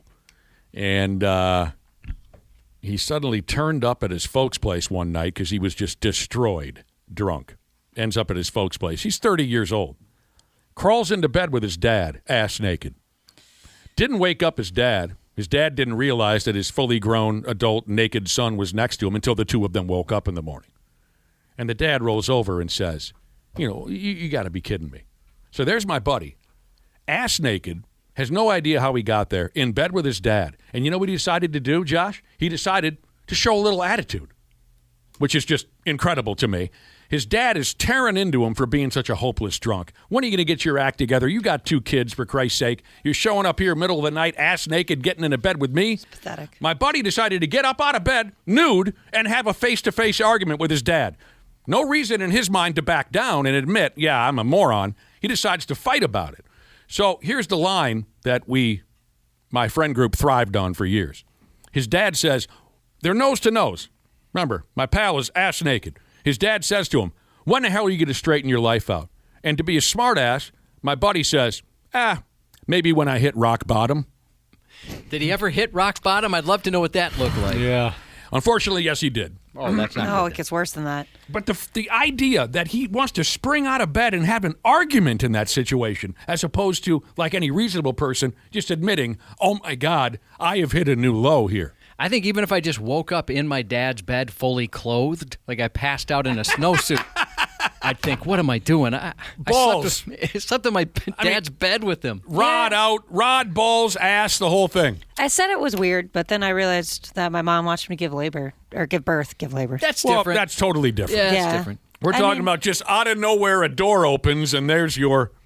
I got to check the text machine. As of right now, there's still no word on what actually sparked that bizarre brawl or how good the daughter looked naked. I wish I could answer that question for you. Oh, damn. And the report didn't indicate otherwise, so it's safe to assume the woman only had one vagina, which seems like it would make news if otherwise. But for a female kangaroo, that's not the case. Science tells us female kangaroos have 3 vaginas, but only 1 pair of undergarments. You and me? Kangaroo panties. John Travolta stars in the new crime thriller, The Gentleman Thief. John Travolta has a new movie. He does. Oh, yeah, he's been releasing a few lately. Oh, I was unaware. I thought he was just kind of hanging out. No, he's making movies. Bald. This one he is very bald, now on demand. The story follows a retired master thief pulled back into the game to steal valuable paintings, only to fall into a deadly trap. This isn't unheard of, but it is a little odd. There's a limited theatrical release Friday after it's already available at home. What's the movie? The Gentleman Thief. Be rushing out to see that one. You don't even need to. You can watch it at home first if you want, or do both if you'd like. Shout out to Matt, a.k.a. Handy Matt. We appreciate you keeping up with the podcast. Shout out to Michael on his retirement from the boys at Waterous. Lucky prick. Yeah. How'd you do it, man? How did you do it? What's your secret? Happy birthday to twin boys, mom of twin boys, Jesus. Happy birthday to friend of the Brotherhood, Zach Parisi. And happy 40th to Big Kyle 763, Jesus. And that's 93X News. Randy Shaver and Brad Ryder on the Half-Ass Morning Show. The chase for the squirrel is on, and the squirrel is in the corner, and the squirrel is still eluding an entire horde of grounds crew members, and the squirrel's free once again. Hemmed in? No, I won't be hemmed in. I have freedom on my mind. Trying to go between the legs, and eventually he gets away again, and hops through the towel, and hops through another towel. I'll tell you what, she's a full house this morning. We got Randy Shaver, Brad Ryder, and C. Willi Myles. Morning. Good morning to everybody. Morning. So you could say we've got a world-class entertainer plus Brad and Randy. Yes. You guys all doing all right? Everyone's doing great? Fabulous. The audio right there that Cubby put together for you, a squirrel took over the Orioles-Tigers baseball game, and the announcers seemed to really enjoy it. I don't know how, Josh. I'm fascinated by this phenomenon because it seems to work every time. We've seen hundreds and hundreds of critters run around on ball fields at every level of every sport. Yet every time it happens, we lose our minds like we've never seen anything like it before. Yeah, they're all fun. Yeah. This one was great because they let them just sit there and watch the game for a while. Pretty good seats. Yeah, they were talking about that. They're like, to win an experience like this, it would be a whole lot of money. And this guy gets to sit right there. The squirrel just kind of hung around the third baseline for about a half inning. Yeah, he was there for a while, and finally they said, we better get this guy out of here. I can see why they enjoyed it, because I need something to take my mind off the fact that I was at an Orioles and Tigers game. Oh, wow. That was the entertainment for But you? this is a guy who watches all the World Cup soccer. He watches all the World Cup soccer he can handle. And every wrestling documentary I can get my hands on. But Wow. But I'm taking pot shots at the Baltimore Orioles. You gotta learn a lesson from Ashley's prior mistakes on this program, where she yucks everyone else's yum, and then it comes back to bite her in the ass. Oh, like you guys were watching that game last night? If I watched that part. If I would have had access to the Orioles and Tigers last night, I would have gone for it because there was nothing else. I think all baseball games need more squirrels. Well, that was a fun video. I love I'm it a when little they do surprised they went after the squirrel that heavily, because you've seen squirrels and critters running around the field before, and they just kind of let them go. Right. For the most part, I think. Maybe there's a new policy over there at Comerica Park, I don't know, where the grounds crew is in charge of some things that they never were responsible for in prior years. The squirrel, which I'm going to call Rob, Rob was able to evade about 20 adult groundskeepers out there in the outfield. It was embarrassing for the grounds crew. Of course. You can't catch a squirrel, man. No, That's squirrely. dogs can't even catch squirrels. That's a good point. Good. That's why they call it that. them squirrel. They're squirrely. Well, but there was 20 of them, for Christ's sake. I think they could have been a little more efficient, but, I mean, I don't know. The squirrel was captured and then strangled. There were audible boos from the Detroit crowd when the grounds crew took the squirrel off the ball field. Of course. So. All right. You're rooting for the squirrel at this point. Yeah, for sure. You always do. You always friggin' do. All right, nice to have everyone in the mix this morning for our sports report. Brought to you by Hogbauer Automotive, of course, 3rd Avenue and Main Street. Tonight, let's go ahead with game 1 out of 3 between the Twins and Royals right here at Target Field. Taj Bradley starts for the Twins, a dude by the name of Seth Lugo for the Royals. Keep winning those series, boys. Every day I'm seeing a new article on what the Twins are going to do at the trade deadline, and I think, for me personally, I'm good not saying another word about it until it happens. Yeah. You know what I'm saying? Yeah. It's a new rumor every hour. Right. Right. So there you go. Twins-Royals tonight. Oh, speaking of critters, the Seattle Mariners currently, boy, I thought they were having a horrible season, but as we've mentioned before, the American League is just one big gangbang of mediocrity right now. For sure. Yep. So that was especially the American League West. Okay. Especially in Baltimore. God, I hate those Orioles. You sure do. Cal Ripken, kiss my ass. You overrated punk. I was more a Billy Ripken guy. Well, he was F-face, right? He was, yeah. Right, and if you know the story, you know where we're going with that. So I was surprised to read that the Seattle Mariners are currently only a game and a half out of first place in the American League West. It's actually 2.5. Oh, sorry. Something happened last night. Now it's 2.5. Yeah. They've got a critter that's becoming their mascot, I guess. The comparison here in this article, though, isn't fair. They say, much like the rally monkey became the unofficial mascot for the Los Angeles Angels in the year 2000 and helped them to the 2002 World Series. I hated that monkey. Well, but see, the rally monkey wasn't a real monkey. He was a sock monkey, right? That's right. Yeah. Correct. Yeah, so I don't get the comparison here. Because the Mariners' new little rally critter is Jimothy. Jimothy. Am I the only one who's unaware of Jimothy? He became pretty viral, I guess is the word, the last couple weeks. Okay. Brad and Randy, right. Jimothy, does that do anything for you? Never heard of him. I've not heard of Jimothy. You might recognize the story. Okay. Jimothy. Yeah. See, Willi Myles, are you familiar? Mm-hmm. Okay. Yeah, I've seen it. He's a raccoon that apparently was originally spotted in the Seattle area. He's a raccoon with a deformed spine.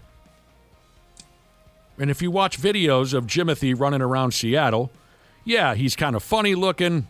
He's got a weird gait because of his sad little deformed raccoon spine. But now he's become, like Josh was saying, not only a local celebrity in Seattle, but a worldwide superstar, thanks to the godless internet. So Mariners players, seeing how Jimothy is a citizen of Seattle, they started wearing his T-shirts during batting practice. And ever since they pulled the Jimothy T-shirts over the top of their big, swelled, arrogant heads, they're doing nothing but winning ball games. So this is how Jimothy has become their... That's pretty funny. Yeah. My So theory what we've learned this morning is that we are trying to capture squirrels, but we're letting rabid, deformed raccoons run around the city and glorifying them. That's right. Just for the hope that your baseball team can win. Does that seem unfair to you, Brad? Whatever it takes. Seems a little odd, that's all. We should be killing Jimothy, putting him down, as opposed to letting him run wild in the streets? Yes. Okay, we should gas Jimothy.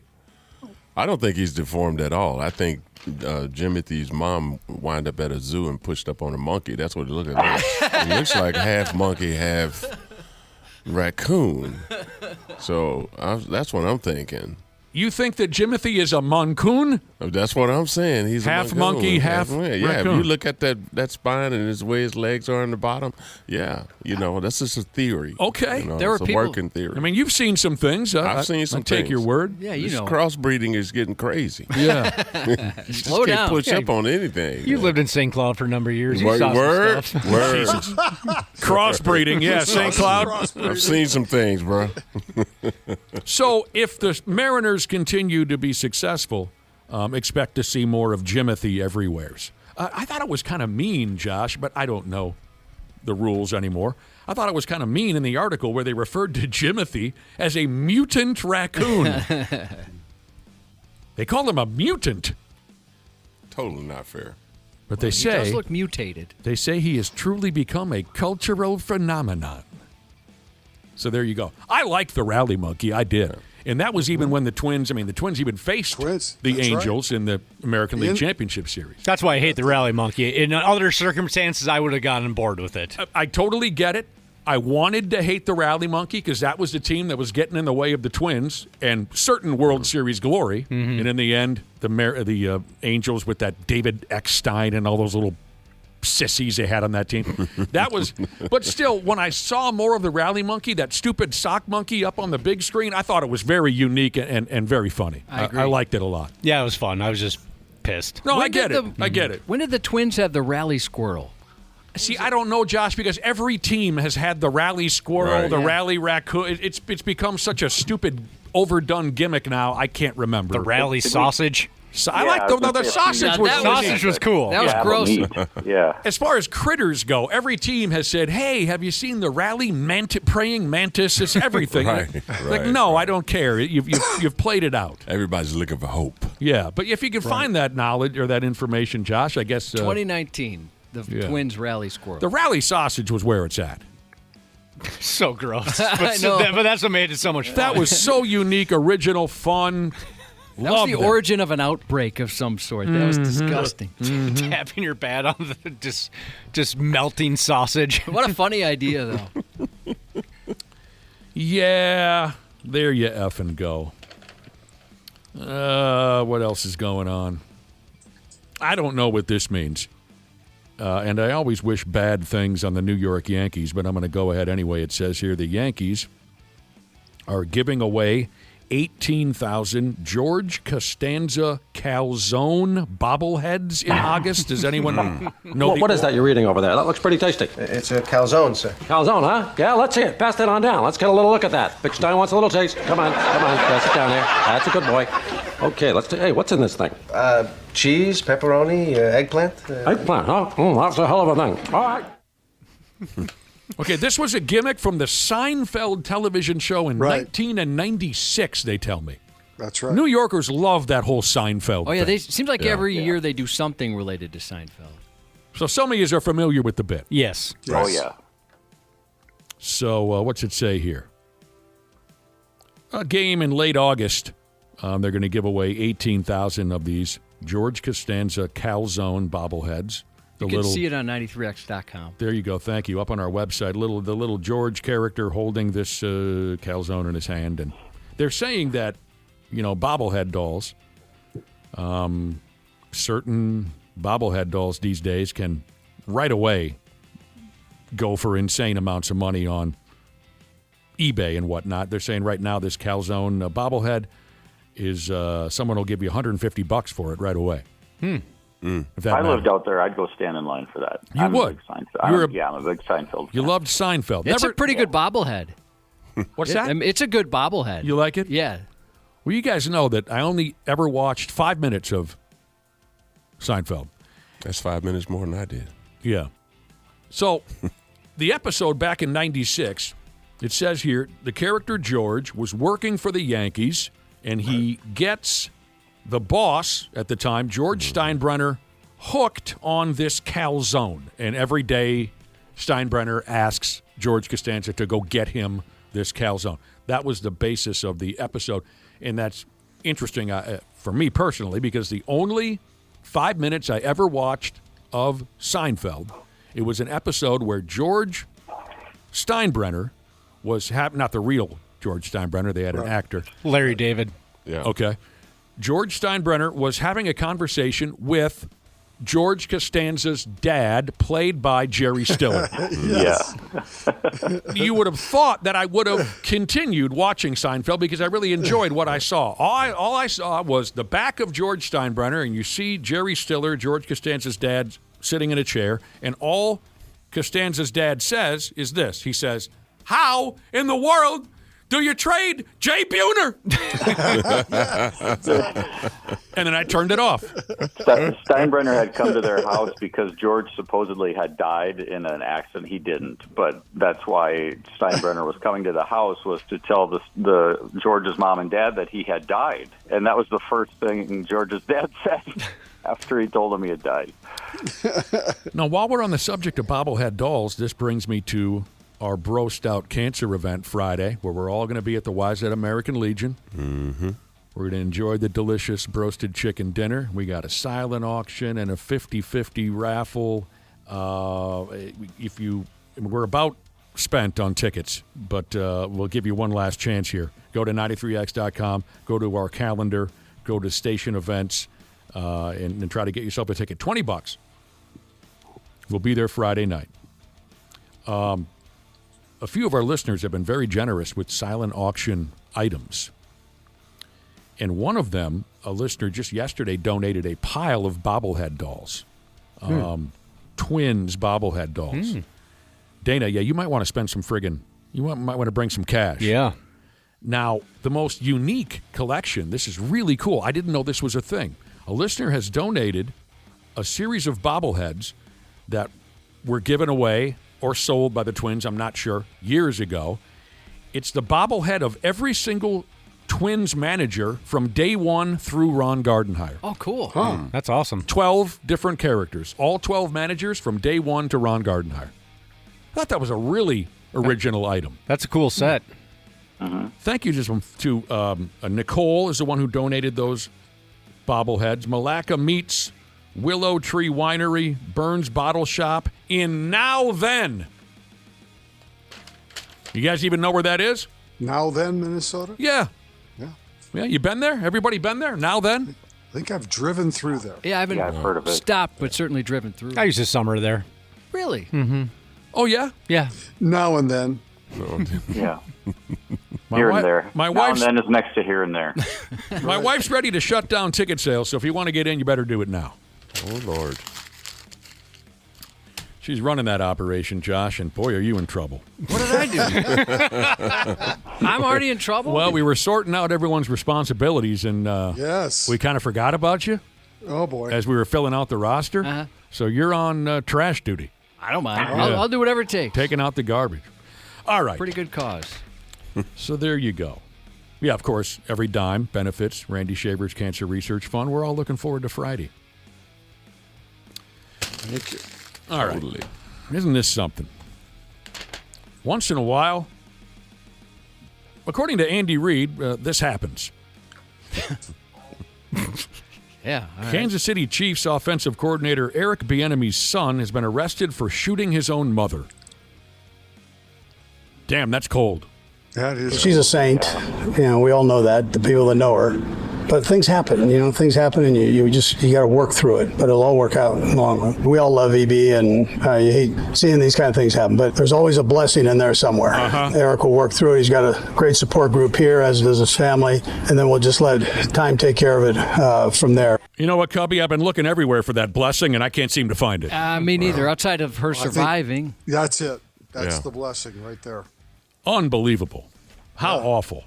Right. Elijah Bieniemy, Eric's son, who's 27 years old, shot his mother. Yeah. He was my neighbor for a while when I lived over in the wilds. Eric Bieniemy. Eric was, yeah. Oh, I really? think that's his son. I think he has cerebral palsy, and he has a breathing problem. So. Okay. Oh, okay. What is the wilds? What is that? The golf course Prior over Lake? in Prior Lake. Prior Lake. We lived on the golf course called the Wilds, which was the Wilds community. Eric Bieniemy worked for the Vikings for a stretch of time? Mm-hmm. Yeah. That's right.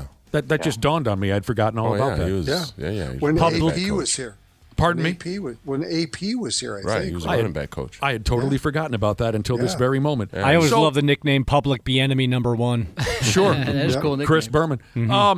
Eric Bieniemy's wife, Mia, is in stable condition at a hospital. This is just brutal. I mean, what the hell else can happen? But Josh and I kind of found it interesting that what Andy Reid was saying. He kind of sounded like he was trying to paint a flowery image on this. And, I think part of it is Andy Reid has also had some issues with his sons, like big time issues. Oh, they're both good examples of the good, the bad, and the ugly that can come with fame and money. Yeah, exactly. Yeah. So I suppose maybe if you look at Andy Reid's family, maybe to him, this is not the worst thing he's ever seen in his life. Yeah. I mean, Andy Reid had a kid die of a heroin overdose. Another one of his kids was involved in a terrible DWI car accident that severely injured a little girl. I mean, man, we want to talk about the dark side of sports. Holy balls. No kidding. Yeah. So, there you effing go. Yeah, it would be interesting to find out why his son did that. What brought happened? that on? Because I know he had some, back in the day, he was young. This was like 2003, Man. And his son was young, and I know he had some really serious issues. I can't even fathom such a thing. No kidding. Yeah. Jesus Christ. All right. There's some great news right there for you. In lighter Eric Bieniemy stories, I was in Boulder one time because he was an alumni from there, and there's a charity event at a bar, and he's one of the celebrity bartenders. And man, he was so much fun. Just hyping up the crowd, having a blast. I really enjoyed myself that day. Eric He comes across that way. He made some pretty heavy pours that day, Josh, as a celebrity bartender. Hey, that's what you want, right? Exactly. We raised some money. We did some good that day. To shoot your own mother. Right, that's cold-blooded, man. I wouldn't even stare down my mom. From the stories you tell? Does she have the mom look? My mom had the mom look and the statue. My mom was not, she's not somebody you want to stare down, man, because she didn't blink. From the stories you tell, if you ever shot your mother, you better pray you killed her, right? Oh, you couldn't kill her. Yeah. You couldn't kill her. You'd shoot her and then shoot yourself. That's what that'd be the best way out. She put up her hand and stopped the bullet. Exactly. Honest to God, I believe that's what happened. My mom was that much of oh my God, she was a superstar. Now, this was just poor timing. And I'm not trying to use this next conversation to poke fun at what's happening with Eric Bieniemy and his son and his wife. It just so happened that Bro Bible coughed up an article on the 13 sons of pro athletes who turned out to be even better than their dads. They turned out to be even better than their dads after following in their footsteps. Now you guys have to say, huh? Huh? Footsteps. I mean, we could sit here and talk on and on about great father-son athlete combos, like Brett and Bobby Hull and Dale Jr. and Dale Sr., Earnhardt and this and that. These are specifically the sons who turned out to be better than the old man. What do they say here? Says, there is some crossover here with a list of, say, the most accomplished father-son duos of all time. But the article said they wanted to focus on the offspring who managed to outdo their dads when everything was said and done. Okay, fair enough. Sure. I've got a big-time recent one. I'm sure he's on the list. Well, give it to us, Brad Ryder. Jalen Brunson. Oh, for sure. Remember that funny joke he made after they won the NBA Final? Yeah, that was great. It was Henry Lernhofer. What the hell's the guy who he hosts the NBA show? Ernie Johnson. Ernie Johnson has a mic in Jalen Brunson's face, and he said something like, "Can you name the last Knicks guard who scored 35 points in a playoff game or something?" And Jalen Brunson said, "What the hell's the old man's name again? Rick?" Rick. Yeah. Jalen Brunson said, "Well, my first guess was going to be Rick Brunson, but then I knew that would be ridiculous." All right. No, Bronny is not on the list, everybody. Everyone's texting in saying, this list sucks. Bronny. Crumple it up. Give me a break. No, I know you're joking, but these are sons who outdid their dads. Right. There's got to be some Minnesota connections here, too. Well, let me just throw it at you. They start with Kobe Bryant. I can think of a couple Minnesota connections. I'm sure you can. They start with Kobe Bryant. Right. Yep. His dad, Jelly Bean. Jelly Bean, was a solid pro, but of course Kobe was an way better. All-timer. Yep. Steph Curry. Yep. Although Dell was nothing to sneeze He at. was not a joke. Dell was good. But Steph was better. And here's a Minnesota connection, and I do not agree with it. Klay Thompson did not outdo his father. He just didn't.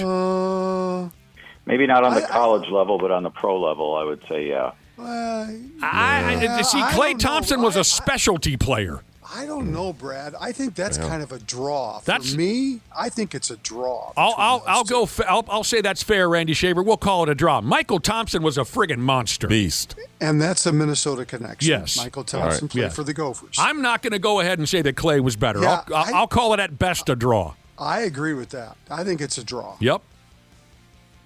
Here's Jalen Brunson.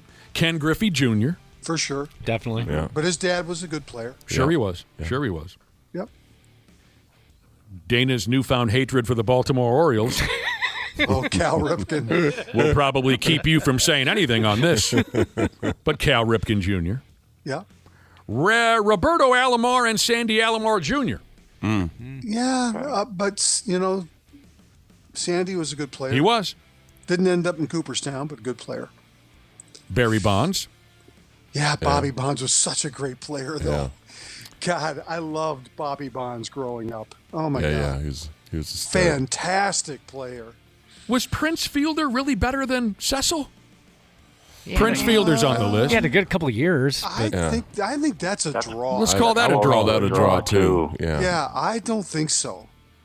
Okay, I'm good with that. We can call that a draw. Here's a weird one. DK Metcalf. His dad. Oh, yeah. Terrence Metcalf. Terry Metcalf. His dad was a guard, played a few years in the NFL. DK is, of course, this terrific wide receiver, unbelievable athlete type of. Although he can't swing a bat. We learned that a couple years ago, didn't we? Right. DK Metcalf just looks like one of the strongest, most athletic people in the world. He went to a charity softball game a few years ago. They handed him a bat. He couldn't come near the ball if you gave him $1 billion. Yeah. That is funny when you see somebody, a professional athlete, tried to do a different sport that they're not used to. I love that. He looked like a 4-year-old trying to hit a slow pitch softball. One of our football coaches, one of the best athletes ever seen, national champion wrestler, great football player. I saw him shoot a basketball once in the gym, and I just started laughing my ass off because he was just so uncoordinated with it. The guy could could whoop all of our asses in one room, in wrestling or whatever. But fantastic athlete. But he's shooting a basketball like he had never seen a human attempt to do that before. It's brutal. It is. Okay, we're talking about sons of pro athletes who turned out to be even better than the old man. Peyton and Eli Manning. Yeah. Another Minnesota connection. Yeah. Sure. That connection being that Archie spent some time with the Vikings? Yeah, the kids grew up here. Yeah. Right. I forgot they lived here for a couple years. Couple years. Christian McCaffrey. Yeah. His dad was good, though. Yeah. His dad was good. Ed was good. I think his dad won a couple of Super Bowls. Sure he did. Yeah. He did. And then the last name on the list, I'm very happy to see. Yeah, this is a good one. Very happy to see Zach Parisi. Yeah. His 42nd birthday today. Zach Parisi. Oh, that's right. You've mentioned that a couple of times. Happy birthday, Zachy. No way he's 42. My God. Of course, JP was the old man. Mm-hmm. He's my neighbor, too. JP was a good player. Yes, he was. He was a good player. There were three old North Stars that my dad raved about when I was a kid. Gump Worsley. Oh, yeah. Lou Nanny. I should say four. Gump Worsley, Lou Nanny, Bill Goldsworthy, and J.P. Parisi. Oh, yeah. My dad loved watching those guys play. Yeah. And here's something that J.P. had that at least Zach never showed on the ice. J.P. was totally insane. He was so frightening looking and willing to mix it up at all turns. Again, for the millionth time, you're going to say, Christ almighty, he's going to bring up the 72 Summit Series again? Yes. The documentary on the 72 Summit Series, J.P. Parisi came a fraction of an inch away from killing a referee on the ice. He said, you know what? I'm just going to kill this guy. Did we miss anybody that you thought of? I was thinking of Moises Alou. Oh. Because the Alou, the Alou family, the Alou brothers, his dad was Felipe Alou. Yeah. I thought for sure that would be one of them. Also, isn't one of the Matthews, his dad was a football. Oh, yeah. Yeah. Bruce Clay Matthews. But Clay Matthews. Yes, we've got the Matthews mixed up. Bruce Matthews was a big offensive lineman, played for the Houston Oilers. Clay Matthews was a linebacker for the Cleveland Browns the majority of his career. And then his son played for the Packers. Yes. So they're basically saying that the Matthews kid that played for Green Bay was not better than his old man, and I would agree with that. Clay Matthews, when he was a linebacker for the Browns, that dude was terrific. Yeah. Unstoppable. Bruce Matthews was the big offensive lineman. He was also like a perennial Pro Bowler. I don't know if he had any. Here's another one I thought of. I guess they're saying that Howie Long was better than his kid, which I would agree with. Yeah. I would say so. Yeah. Oh, 100%. I think Bobby and Brett Hull would probably be a draw. I know Brett scored far more points, but Bobby Hull was a generational was a player. legend. Yes. So it's tough to kind of compare the careers. In a lot of cases, they were completely different players, like Clay Thompson and Michael Thompson. Yeah. But who else did I have in mind? There's some wrestlers that could be on that list. I didn't even. The article didn't consider television wrestlers. Who do you got? I'd say Randy Orton over Cowboy Bob Orton. Yeah. I can't go Dusty Rhodes, or I can't go Cody better than Dusty. God, no. Much different. Very, very different. Very, very different. And you're forgetting about Dustin also. Oh, of course. Yeah, of course. The father-son list in wrestling is huge. Guerreros and, my God, there's Gagne's, hundreds of them. All my Twins fans apologists know that are texting me, no, Cody Clemens is not on that list. Right.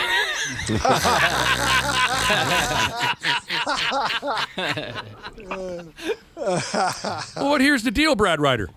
Could the old man hit? I bet not. There you go. Who's got a better career batting average? The door is wide open for a shot there, but I didn't take it. So, no. Well, go ahead with the shot. Where were you going to go with that? Cody can hit a few home runs, but he's had a nice year. We all can admit this. Of course, Roger Clemens is an all-timer, for Christ's sake. But we all can admit, Cody Clemens is probably one of the most pleasant surprises in Twins history. Definitely. Oh, for sure. Absolutely. We got people texting in on fathers and sons, Kane and Paul Bearer.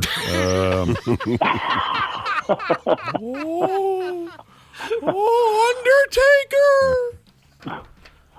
This Sunday at WrestleMania, you will feel the power of the darkness provided by Kane. That's my Paul Bearer imitation. What are people saying here? Oh, yeah, Bret Hart, Stu Hart. I don't Stu Hart with. How about the Kachuk boys? They're not better than their old man. No way. No. Not yet. The Kachuk boys are not better than Keith. No way. A linebacker by the name of Jamal Adams has been hired by the Vikings. He's a 10-year veteran of the NFL, supposedly. Used to play safety. Now he plays linebacker. He can play either position, this, that. He worked for the Raiders last season. They say he excels at blitzing the quarterback. This is exciting? I think it is. Okay. Yeah. Okay. I'm not familiar with the guy. He's got a connection with the new Vikings general manager, Nolan Teasley, who came over from the Seahawks because Jamal Adams was traded to Seattle from the Jets back in 2020. So there's a connection there.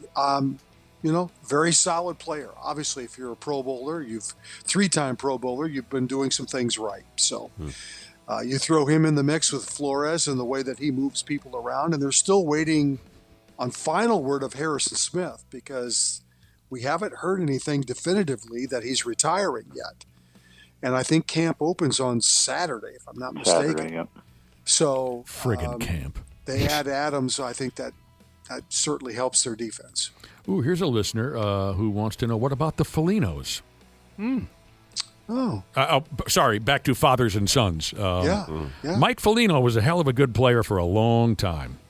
That's a tough one. Well, wait, but if you factor in empty net goals. Oh, God. Mike refused to score empty net goals where his sons are totally cool with it, obviously. Exactly. Mike Foligno never scored an empty net goal. I promise you that. I promise you that he dumped the friggin' puck in like God intended. Next time we have Marcus on, we'll have to ask him how he feels about that. Yeah, people are texting in about the balls. Well, LeVar was never a player, Yeah. LeVar never made it out of college, from what I know. So I know where you're going with that. But the Felinos, Mike was tough. Mike was a good player. Pete and Dick Weber. We're talking bowling now. I got no problem talking bowling. Yeah. What was the line again? Do you know who you are? I am. What the hell was that Who line? do you think you are? Who do you think you are? I am. Settle down, Pete. With his friggin' glasses. Ooh, the Force family, the daughters. John had daughters who drove. I was going to ask him racing how many of those there'd be. Well, there's a lot of family in racing, yeah. No, how many you could fit into this conversation where the child is better than... Boy, I don't know. Brandon Bernstein, Kenny Bernstein, the Forces, the Pedragons, you could go on. And then I'm just talking about NHRA. You talk about auto racing, the Bakers and the Earnhardts and the Allisons and the Pettys. And it really is a family affair when it comes to racing. Oh, yeah. Who am I missing, too? Andretti's. There was a real standout one that I'm missing. Oh, Waltrips. Jesus. All right. Oh, and I never asked you, Willi Myles. Again, how many kids did you make again? 2. How many sons? 1. Is he better than you at anything? Oh. 100%. Not one thing? Not one thing. There's nothing that he can do better than you. No. I love your style. I do. Absolutely nothing. F him. We had dance-off. We've had joke-offs. Even a dance-off. I'd like to see Me too. a father and son dance-off between C. Willie and little C. He had Miles. nothing. His problem was his father grew up with 9 sisters. So I learned everything I needed to learn before I left the house. Okay. He just had one sister, and she was younger. So, all right. Yeah, my son, to this day. Who says that? What's the boxer? Who says that? To the day? To this day. I'm not sure. He's the knockout guy. Knockout guy, boxing. You have to give us a little more information. He's got a very shallow chin. But he knocks you out. But if you hit him, he'll just go down like a feather. Wait, is he dead? No. He's just boxing today. I don't know boxing today. God dang it! How come I can't say his name? I just like how you're taking a stand and you're not budging at all. Oh no! That your son can do nothing better than his dad. And how old I is dig that because so many parents coddle their kids. I like that you're saying F that kid. My dad would probably say the same thing. That there's nothing that any of his kids can do better than he really? can. Yeah. Josh, how old is your boy? My son's 43. Oh, my God. So he's old enough to be better than you at No, stuff. he's not better than me. But he's not. At anything. Period. I believe you. And again, I love. So if you played like basketball one-on-one, pickleball one-on-one, nothing, he can't beat you? Trash him. I trash him. The only thing he could do at this point right now is outrun me. Okay, so he's got one thing. Yeah, That's that it. eventually. Yeah. But I'm not There's gonna nothing you race can do him. about that, though. I mean, come on. Yeah, that's just age and lack of hamstrings.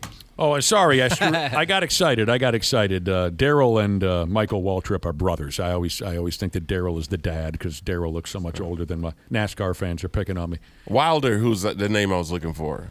The Deontay boxer. Wilder. Deontay Wilder. Haven't seen him. You just slap him, I think, and he falls down. But he'll hit you with that hammer. I hear you. But I'll have to he check said him out. that to this day. I like that you are the way you are. Okay, what else is going on?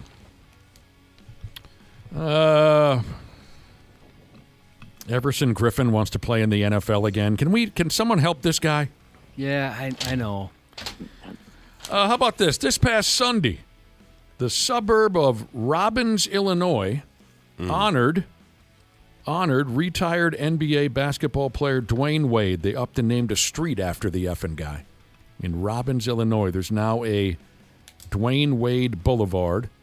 It used to be Claire Boulevard. I don't know how Claire is feeling about this. Yeah, where's Claire? I'm not sure what she did to get her name off that street. They had a big party in town. They had kegs of beer and food trucks, and Dwayne Wade was there.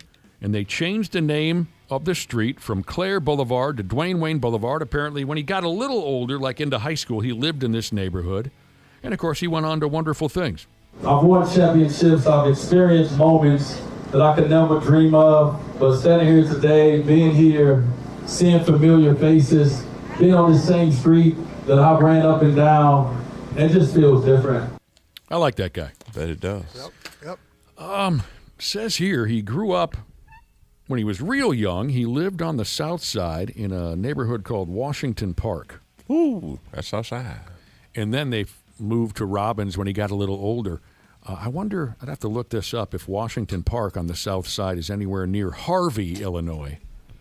One of my oldest pals grew up in Harvey, Illinois. And he had some good stories. Harvey, yeah. About growing up on the south side of Chicago. Hey, I did a show down in Harvey, Illinois, and a comedy club. Me and this other comedian. And when I tell you, we left right after the show. Like when we walked off stage, and dude's like, "You guys are gonna stick around till the manager get to get paid?" Now send him this check. Yeah, put it That's in the the mail. first time I think I ever trusted someone to send me a check. Just get me the hell out of I was here. like, yeah, The car's already running. we were ready to go. My buddy who grew up The in car's not running because it wouldn't have been Oh there. yeah. Oh, true. Good story. point. True story. My buddy who grew up in Harvey, I've told a lot of stories about him on the air. Yeah, he might have been the guy that got a D-dub on a set of railroad tracks. But anyway, he grew up in Harvey, and he had a great story. Said the neighborhood wasn't all that cute at times. Right. And my favorite story is he woke up for school, 9th grade, and he had the same routine every day. He'd pull his Motley Crue T-shirt on and his extremely tight pair of jeans and his big, fat Nike high tops, right? It was 1986, 87. And every morning he'd walk out to the living room and grab the remote and watch a little television before he caught the bus. And he sat down, he tied his shoes, and he hit that friggin' remote. He's like, well, what the son of a bitch, the TV won't turn on. He looks up, TV's gone. Front door torn right off its moorings. Someone had come in the middle of the night and took the TV. Hey, all I can say about Harvey, if you want some of the best soul food in the world, go to Harvey, Illinois, my friend. I've driven past it once. it. We were going that way. Yeah, Good food, soul good food, great soul food, man. My God. Well, how about Detroit? What do you think about Detroit? See Willi Myles? Been there many times, I would imagine. Been there many times. Been to the Motor City many times, man. That's another place I could just get good food because most of the people in Detroit from the South. Yeah. A new bridge over the Detroit River that connects the United States and Canada opened to traffic yesterday, and they're calling it the Gordie Howe Bridge. And Josh has already made an on-air challenge to any wannabe tough guys from Canada. Meet him there next 4th of July. He said, show up. Didn't you? You said, show up, but make sure you got someone to drive you home because you'll be sound asleep, Josh said. He's going to meet halfway across the bridge. Josh doesn't like this easy access from Canada into the United. No, it's too much. So he says, meet me there next 4th of July, any of you tough guy Canucks. But get a ride home because you'll be in no shape to drive. Get you a designated driver. But they say here, it's going to make everything easier and nice and this and that. This bridge that goes from they're calling it the Gordie Howe Bridge. Of course, Gordie spent a lot of his career in Detroit. Drove through Detroit yesterday on my way to the airport because I was in Michigan, like I talked about yesterday, and there was a lot of traffic backed up on that bridge already. Oh, yeah? Oh, cool. You could see it. Well, it was the grand opening. Yeah. Yep. I love a good bridge grand opening. Oh, man. Bring the whole family. It's going to be great. Weren't they playing like a little hockey out there before it opened up? Did they play some hockey? Yeah, I think they played hockey on the bridge before it opened up. Played a little street hockey out there. A couple of Gordie Howe hat tricks were put into the record books. All right, before you go, do you want to hear a good pant wetting? We got some Irish football. Is this rugby? What is this? What were they playing? They called it football. It looked like rugby. They threw the ball into the goal. You see what I'm saying? Wow. Football is called soccer over there, but in this case, in the video, they were running with a white ball and they threw it through a set of goals. So whatever it is, some kind of Irish football. Here are the announcers. They're very excited. 30 seconds to go.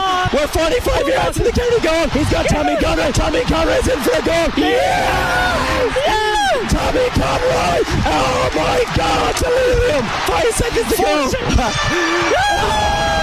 The famine is over. Hit the nuclear button. Now have won the All-Ireland. Oh, my God. Bruh, it can't be that serious. Now, it might not mean Dick Tracy to you, but they're comparing this to when the Red Sox finally won the World Series a number of years ago and broke the curse of the Bambino. This is some kind of Irish football. I don't know what it is, but this club won the Irish silly football championship for the first time in 75 years. And obviously they were pumped. And the announcers came completely unglued as you heard. What did the guy say? It's hard because they're screaming all over each other, but one of the this line, I like this one. He said, "Hit the nuclear button." The club is called Mayo. He said, "Hit the nuclear button. Mayo has won the All-Ireland." Wow. So this club had not won a title in 75 years, and it had lost in the final. Get ready, Vikings fans, to be humbled. This effing club hadn't won a title in 75 years and had lost in the championship game 11 times since 1989. Oh, my God. I would have given up so much way before that. You can take your little 4 Super Bowl losses and stuff them up your ass, okay? You lost nothing. So here's the story of the curse, right? There were supposedly, all these dumb curses. So they said it was similar to the curse of the Bambino that the Red Sox endured for 100 years and all that nonsense. According to this here legend, this Mayo club, the last time they won the silly Irish football championship was in 1951. And the story was that club was partying their balls off till all hours of the night and into the next day.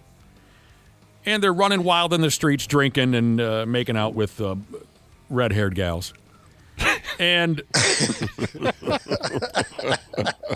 during this celebration, a funeral procession passed by. And the boys, in their drinking and dangling with redheads, they didn't even show the proper respect as the funeral procession went by. They just kept drinking and playing with women. And a priest who was in the funeral procession turned to them and said, "I curse you." Oh, the original Danhausen. Yeah. He cursed the team. in 51, but now the curse has been broken.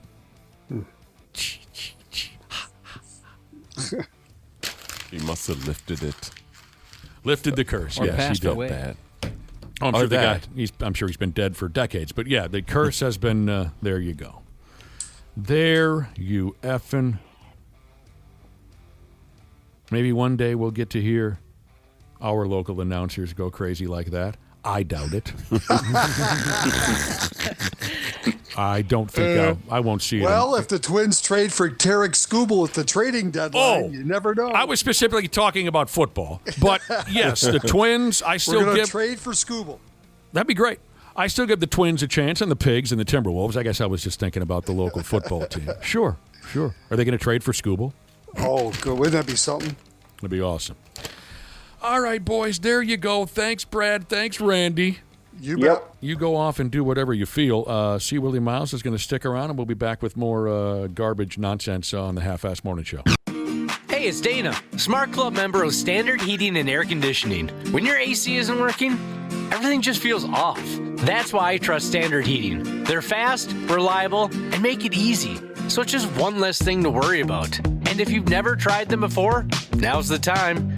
Get $75 off your first service or tune-up. And while you're at it, mention 93X.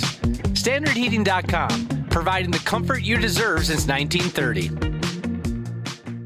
Years of hard work, and now you've got pain in your back, your shoulders, your knees, maybe your joints. You need help. Randy Shaver here with the answer. Dave Bialke. He's got over 30 years experience in getting workers' compensation benefits for people just like you. Don't suffer. Call Bialke Law today, 763-571-2410, or go to bialkelaw.com. That's BIALKE law.com. And it spells relief for you. Hey, I'm Chris Van Vliet. Go behind the scenes and beyond the headlines with the biggest names in pro wrestling and beyond. Jeff Jarrett, great to see you. In this business, the story behind the scenes, so much more entertaining than what you see on camera. Ladies and gentlemen, my name is Paul Heyman. Mr. Heyman, you are a master at the little things. That's how you turn good into great. What does it take to achieve greatness? Whatever it takes, I'm willing to do. That's an Emmy-winning performance. How about it? Insight with Chris Van Vliet. Follow and listen on your favorite platform. Half-assed Morning Show. 93X. Yeah, we're officially checked in here at 8:33, and we're happy as hell to have C. Willi Myles up in here on the Tuesday show. A man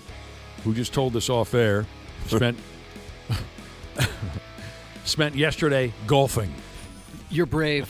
No, thank you. You are the greatest athlete I've ever known. That was awful. Yes, I can't imagine being out if you didn't have to. I almost cried just walking to the mailbox. Oh yeah. I came close to crying a couple times. Yeah. It was for a good cause. How many T-shirts did you go through? I went through 3 golf shirts. 3 golf shirts. 3 golf shirts, 2 hats. And my dad golfed yesterday. He's in his 70s. That's not good. I know, and I was talking to my mom on the way home, and she goes, "Yeah, your dad went golfing, and I can't believe he did it. You know, it's so stupid." And I thought, wow, today's the day that my mom is finally going to kick my dad's ass. She was probably take him with the dehydration. Seriously, I think it would have been a pretty even matchup. What, is he nuts? Yeah, I know. No, they did us really well. It was a lot of water stations, and then there was we had ice towels. Not enough. Man, if you've never had an ice towel on your neck, man, that will or put it on your head. Oh, I'm sure it is nice, but it lasts for a minute. I'm sure it offered some temporarily. It did. I would not be caught in that situation. No way, no how. Yeah, actually, you're right. It's like that chewing gum you had when a kid where the flavor lasts for about 8 seconds. Yeah. And you're like, well, this sucks now. Yours was a charity event? Yes. See, Willie, and then Dana, your dad just wanted to get away from your mom for a few hours.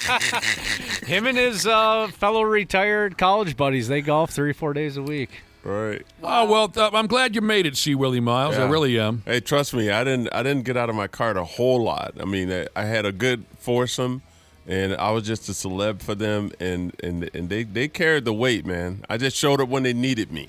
Can't imagine. You know. All right. What the hell were we talking about earlier? Oh, yeah. We were talking about the latest internet sensation. And that latest sensation is Jimothy the Mutant Raccoon. Okay? Love him. He's everywhere. If you haven't spotted him yet. Is he up on our website, 93x.com? He's so creepy. He's a little three-legged raccoon or something, or they say he's got a broken spine and he runs around the streets of Seattle, and everyone loves Jimothy the Mutant. How about we go back a bit and we run down some of the past characters who at one point or another had their moment as the big effing thing going on the evil and wildly misinformed internet. I don't know for sure if there are any more mutated animals on the list. We'll see about that. I've personally never been the type to take too deep of an interest in characters like this, but I've been scanning the list, and a few of them are familiar. Let's start with all these folks had their little moment online, and then God knows what they're up to these days. They start with Alex from Target. And it says here, a single photo of him working at Target went viral, making him an overnight teen heartthrob for a couple of weeks. Anyone familiar with Alex from Target? Yeah, he was on Ellen. Oh, he was? Yeah. He was a little bit like Justin Bieber. He was what? I'm sorry? He was on Ellen. On Ellen. Oh. So Ellen. what happened? Women, girls went crazy. He never got his own sitcom or anything. Anyone know what happened to Alex from Target? I don't know what happened to him. He kind of just fell off the face of the earth. Did you think he was gorgeous? I mean, he just looked like every other regular dude. Okay. I think. He looked like every other regular dude. Yeah, I mean, it wasn't like that. Well, no, wait I a didn't minute. think it was that crazy. How did teenagers go crazy if he looked like every other regular dude? In my opinion, he did. Like, I mean, he was just like, whatever. He wasn't your style. No. He had said that, he was getting marriage proposals constantly. Women of all ages were reaching out to him. He was a grown man? No, he was a high school student in 2014 when this went viral. All right, next on the list is one of my all-time favorite characters. I would love to meet this guy someday and just tell him thank you for the laughs. Antoine Dodson. Obviously, we have a rapist in Lincoln Park. He's climbing in your windows. He's snatching your people up, trying to rape them. So y'all need to hide your kids, hide your wife, and hide your husband because they raping everybody out here. And one of the things that was so everybody. One of the things that was so great about that is it was real. It wasn't like the ones that are, I'm going to go viral on the news. No. That's just how he was. That is a wonderful point, Josh. And I think, unfortunately, he was so good that so many other regular schmucks who have no delivery and no sense of humor and they don't have a unique personality like Antoine, so many folks wanted to be him that suddenly the television news became this ridiculous audition for comedy roles. Yep. He was just himself. And no one will ever do it like he did. No. Antoine was out here trying to save lives. Yeah, they're raping everybody. He and his sister were so funny together in that friggin' news clip. I cannot and I refuse to get enough of Antoine Dodson. He had some kind of extreme ideas as to what was going on, but I'll tell you what, he sure presented it in a fun way. I just looked him up. He's on Cameo. See, no way. No. See, here's the thing. I had heard, since he did us all a favor with this news clip years ago about how there was someone raping everybody in Lincoln Park, your husbands, your wives. I heard maybe he had a record contract, that maybe he had an album or two. Yeah, it looks like he has some YouTube music videos. And then I heard maybe he became a religious man. These are just rumors that I heard. But good for him. Good for you, Antoine, and thank you again. You're one of the good guys. They hide your children. I mean, people still talk about that. And your husband. Yeah, exactly. Like that just like I'll say that every now and then. Like I don't know, maybe like once every 2 months or so, it'll like slip into a conversation. And his sister. Early in the news clip, his sister, the one who was attacked. Right. Talk about a brave gal. She stepped right up to the camera and said, "There's an idiot in Lincoln Park who's, she stood right up and said," I can't remember her exact quote, but she basically made it clear that if she sees this sumbitch, she's going to tear his prick off. Right. So both of them deserve. Okay, Rebecca Black is our next internet sensation. The name rings a bell. It says here she sang a song called Friday. That's bad. And if I remember right, she got a lot of crap because, the song's not great, but because her folks had a lot of money. This is what I'd heard. Yep. And they paid a producer, hey, make a song for my daughter, make a video, and let's make her famous. Okay. Did she go on and do a tour? I don't know if she toured. She had another song that came out afterwards. She had a couple of records. And I think she got she got well known for being pretty bad. The song was annoying, but I don't understand the backlash. Like, if I was rich, I'd pay for my kid to do whatever. I watched a video about her yesterday when we were talking about maybe bringing this up because I wanted to know the full story. And what happened was she thought she was just making a video for fun. You know, her parents did pay that producer and everything to make a video, and she goes, oh, my friends will get a kick out of it. It'll be funny.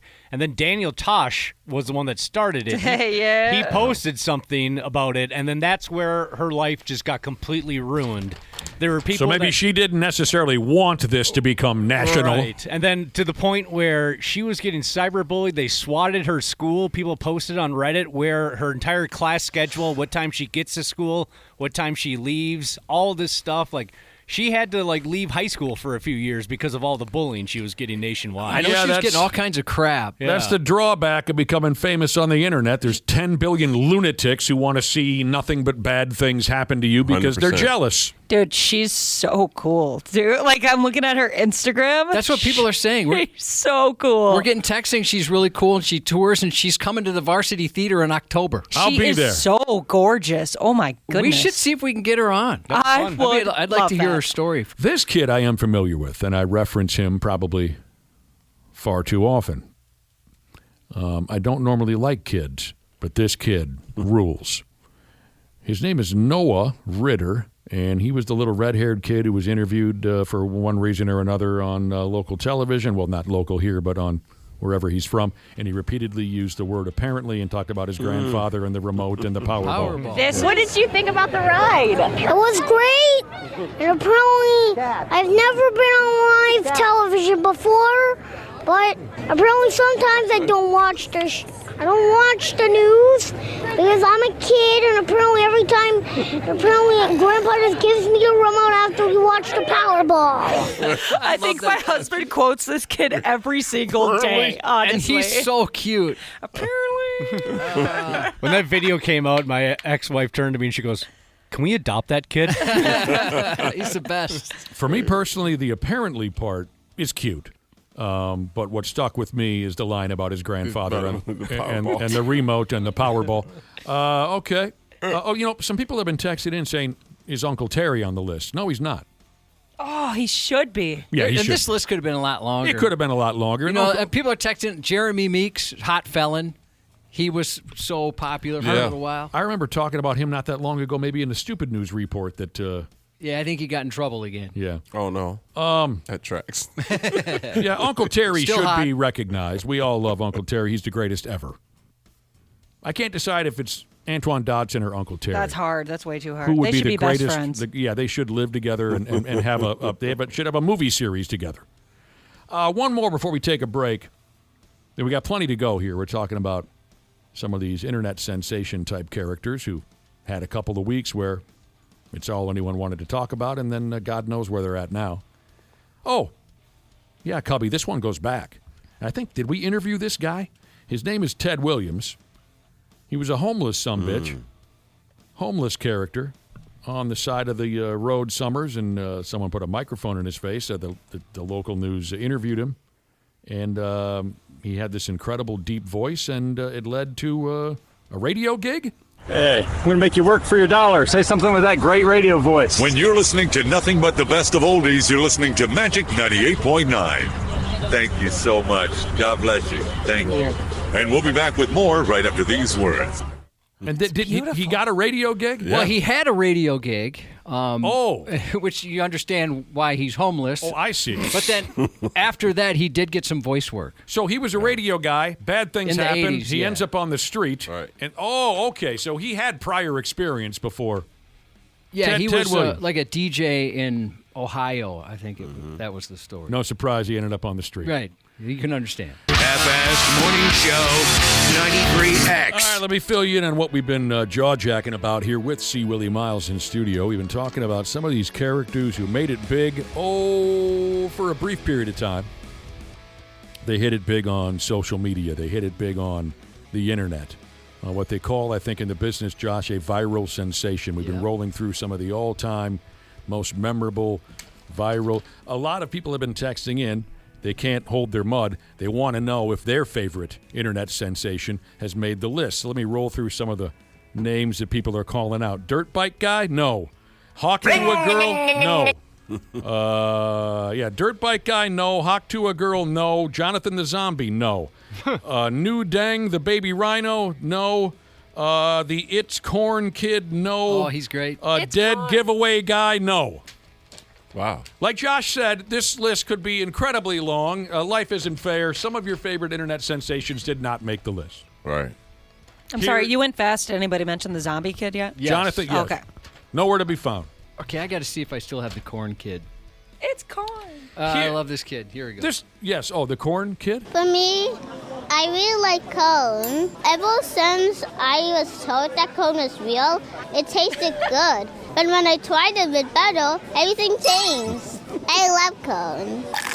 Cone. Not everyone has to like it to be the best. Yeah. Everyone just has to try it. Have a bite. Look at this then. I can't imagine a more beautiful thing. It's cone. Can you describe corn to someone who's never tasted it before? A big lump with knobs. It has the juice. How much do you think corn should cost? $1. I hope you have a cone-tastic day. What? It's just a pineapple cone.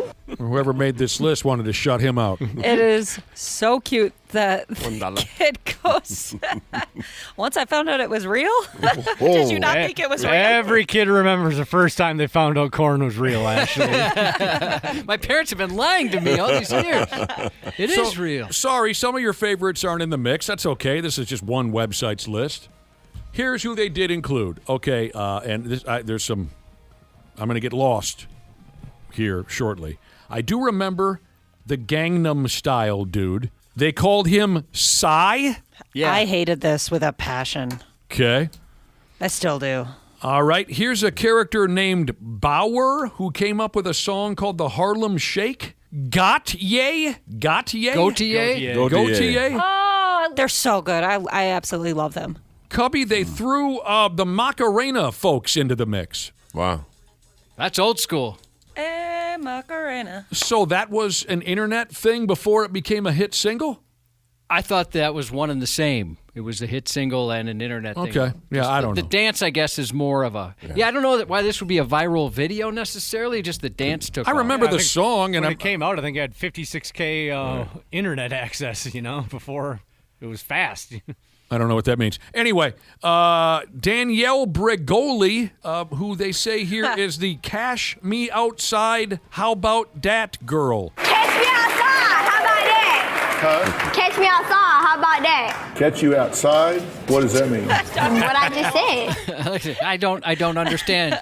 She was such a terrible person to her mother. Oh, no my God. This was from the Dr. Phil television show, and then she... porno? Yeah, she makes like $1 million a month on OnlyFans. Is she bad, Barbie? Yes, they're one and the same. Dude, see, I didn't know that, Dana. I keep getting confused. 1 second I think they're the same person, the next second I think they're different. Because isn't there there's like a bad baby or something? I don't know. It's so confusing. Oh, wow. Here's another good question via the text machine. Yeah, what about that poor gal who fell out of that grape bucket? I watched her video the other day. Did you? Yeah, the grape lady. Just to bring back it's awful. fond She was memories? hurt so bad. It was funny until you find out how badly she was hurt. She fell smooth out of that grape barrel on live television, dislocated her collarbone, and just howled like a... So there's plenty that could have been included here. All right, what do they have left? You guys know I'm just not a kids guy, so I never understood why this Charlie bit my finger kid, but he's on the list. Oh, that was like... Ow, Charlie! Charlie! That really hurt! No, Charlie bit me. And that really hurt, Charlie, and it's still hurting. Maybe it's because I don't like the English. I don't know. That's so cute. Yeah, the accent gets me. That was Grumpy, like such an OG, like I remember that from when I was really young, like being such, like one of the first really huge viral videos. That's what they call it here, actually. They call it the internet's first mega viral grumpy cat. And finally, She bangs. Pardon me? My wife just texted in, she bangs. No sign of She bangs. She bangs. That was horrible. William Hung, right? Yeah. Oh, that's William Hung? I think so. I liked him. Yeah, I he did. was in American Idol. When he did that cover. He had a song called That's Right, She Bangs. And it was like that guy should have been cut weeks ago, and they just drug him on. Oh, Josh and I loved it years ago when he sang the national anthem. Oh, no. He's great. He did a great job on and then he did the Take Me Out to the Ball Game. Oh, he said, buy me some penis and crackers. That's what I meant to say. Yes. I'm sorry, not the national anthem, but Take Me Out to the Stinking. Here we go. That's you got it? Buy me some penis and Cracker Jacks. That's an interesting So he still can't sing. Well, how much is that going to cost me? Yeah. The last on the list here, and again, sorry if your favorites didn't make it, but the last one I loved, and Josh and I had a good time with this many years ago. David After Dentist, the kid who was fresh out the dentist's office and just higher than a giraffe's ass and started talking nonsense. This guy's great. I feel funny. It kind of felt good, didn't it? Is this real life? Yeah, this is real life. Okay, now I have 2 fingers. Good. 4 fingers. And if you like David After Dentist, what you got to watch is the superior clip, really, Josh, is Vader. Chad Vader. Chad Vader After Dentist. Yeah. He where Darth Vader, Chad Vader, does pretty much the same routine, and it sent me into a tizzy. The side-by-side. Yeah. Chad Vader's the best actor of all time. He is. Everything David does, he does perfectly. Perfect timing. Yeah. Perfect. Oh, God. If you don't know, yes, the people that still text in, what about the I Like Turtles kid? What about the Hawk-Tua Yeah, girl? they just what weren't about, on there. They weren't on the list. It doesn't mean I like turtles. I'm not trying to take anything away from whatever the hell they accomplished in their lives. But you're right. If you're not familiar with Chad Vader After Dentist, who mimics David After Dentist, it will change your friggin' life. Yeah, you're going to go down a rabbit hole, that's for sure. Oh, my damn. Good Lord. Thank you, C. Willi Myles. Yeah. And Always we'll a pleasure. see you Friday night at That's the Brost right. Out Cancer at the American Legion. Everybody come. In Wayzata. Come hungry. It's going to be so much fun. Plenty to eat. Thank Bring you. money. Yes. Lots of We're it. going to want to spend some money. Hey, it's Dana, Smart Club member of Standard Heating and Air Conditioning. When your AC isn't working, everything just feels off. That's why I trust Standard Heating. They're fast, reliable, and make it easy. So it's just one less thing to worry about. And if you've never tried them before, now's the time. Get $75 off your first service or tune-up. And while you're at it, mention 93X. StandardHeating.com, providing the comfort you deserve since 1930.